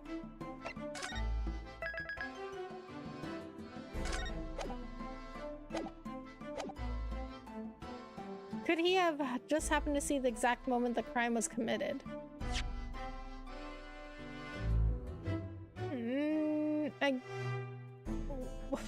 Either it's no, or he did and it was somebody else. Okay, let's say no. Well, it is a little hard to believe, certainly. Unless you spend your time peeping through a skylight on top of the an omnibus, that is. Yeah, I guess that's true, but he could just have looked down at the right moment. Peeping, I'm a respectable city banker, I'll have you know. And I know what I saw. I remember it clear as a Ballarat day. It was a grim scene, I don't mind telling you. Thank you, Mr. Fairplay. Oh, excuse me if I was getting a little hot under the collar there, my lord. I would ask you to supplement your testimony with a clear statement about what exactly you saw. Oh, I can do that, all right. I'll tell you just how grim it was. Do you think I'd forget the sight of those blood-soaked hands after that butcher stabbed the man? Hold it! Blood-soaked? Ahem. Well, perhaps soaked is laying it on a little thick, but anyway, there was definitely blood all over them. Both of them were covered in it. And you saw that from the roof? Through the skylight? Well, the skylight's reasonably large, so I had a pretty good view. And there was a lamp on the inside of the carriage as well, so I'm quite sure of what I saw. This banker's latest statement. I feel sure there's something not quite right about it. When you feel something doesn't add up, Mr. Naruhodo, that's when you should have a good look through the court record. Okay, so...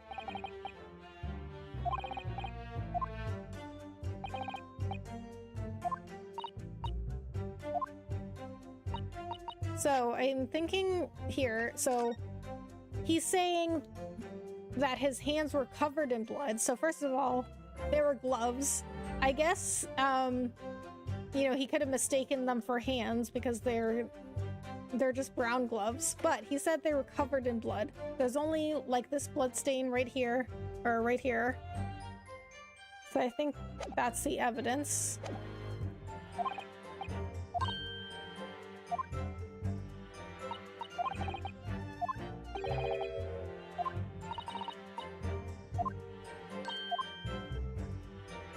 Okay, so I guess we have to go through this whole thing again. Okay, so actually I'm going to just save it here and then end it here, and I'm going to continue with that next time. But next time I am going to go over what the banker said he saw and then present the gloves, because those don't match with what he's saying happened. So when is the next time I'm going to be streaming?